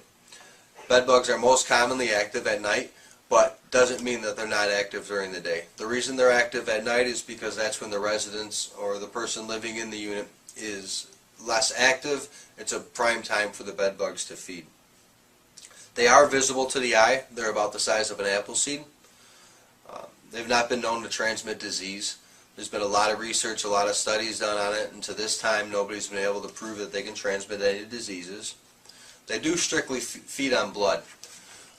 It doesn't matter about skin cells, other food sources. The only thing that a bed bug will feed on is human blood. They do not fly, they do not jump, so you and I sitting in this room together, if one of us had bed bugs, the other one isn't going to get them just from sitting near the person. When you're visiting relatives, when you're in somebody else's home, when you're sitting down, that's when you're most likely at risk. A bed bug can actually live for up to 1 year in ideal settings with one blood meal. So it's very important. You can't vacate your unit. You can't go on vacation and expect the bed bugs to be dead when you come home. It's important that they get treated properly. With bed bugs being such a big thing these days, a lot of companies are trying to market bed bug products. The stuff that won't work are over-the-counter sprays. Most cases, over-the-counter sprays that you find at your local hardware store are designed to kill a bed bug that you can actually see. It doesn't work for residual activity. It doesn't provide you any longer protection. Those sprays, if you can physically see the bed bug on the ground, then take a piece of toilet paper, take a paper towel, kill the bed bug, throw it in a garbage can. Those don't provide residual activity. They're ineffective against eggs. Eggs are one of the hardest forms or life stages of a bed bug to kill. In most cases, those over-the-counter sprays you're going to buy are actually going to spread the bed bugs. Yes, they're going to kill the ones that you can physically see, but a lot of times, due to the odor and the formulations of those products, the bed bugs that weren't directly touched with the product, it's actually going to deter them and get them to go in a different direction. And also, chemicals used improperly or the wrong type of chemicals will actually give the bed bugs the ability to create resistance to a lot of the chemicals out there, which in the long run will make all of our jobs harder, more expensive to do. So we definitely recommend that a pest control professional or somebody trained in removing the contents be the one to remove the items. We highly discourage residents to throw away items just because they have bed bugs.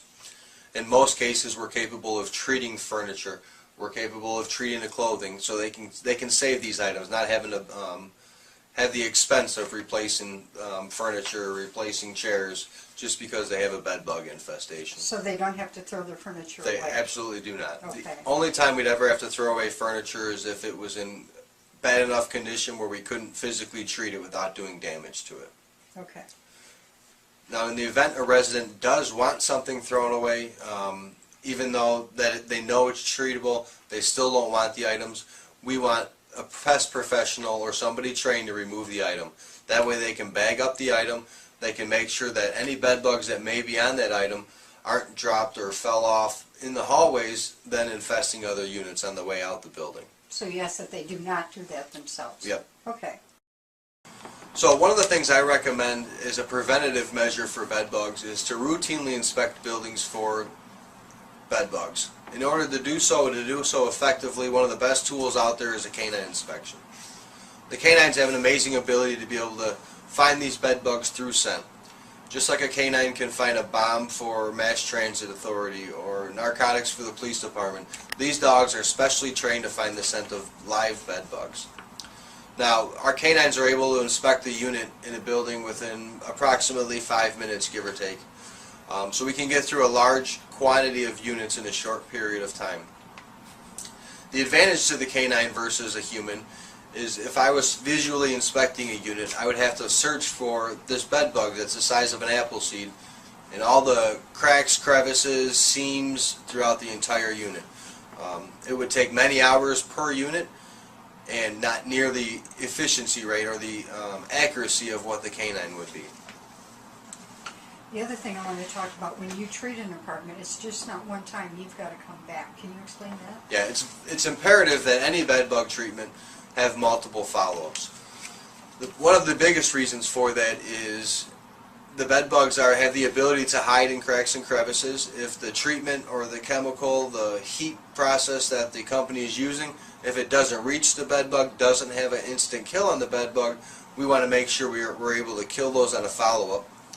But also with the life cycle of the eggs. With the eggs being the hardest part of bed bugs to kill, the typical hatch period of the bed bug eggs is 10 to 14 days. So we recommend follow-ups be done every 2 weeks. This will allow any eggs that may not have died in the initial treatment, we're able to then come back and exterminate once they've had a chance to hatch.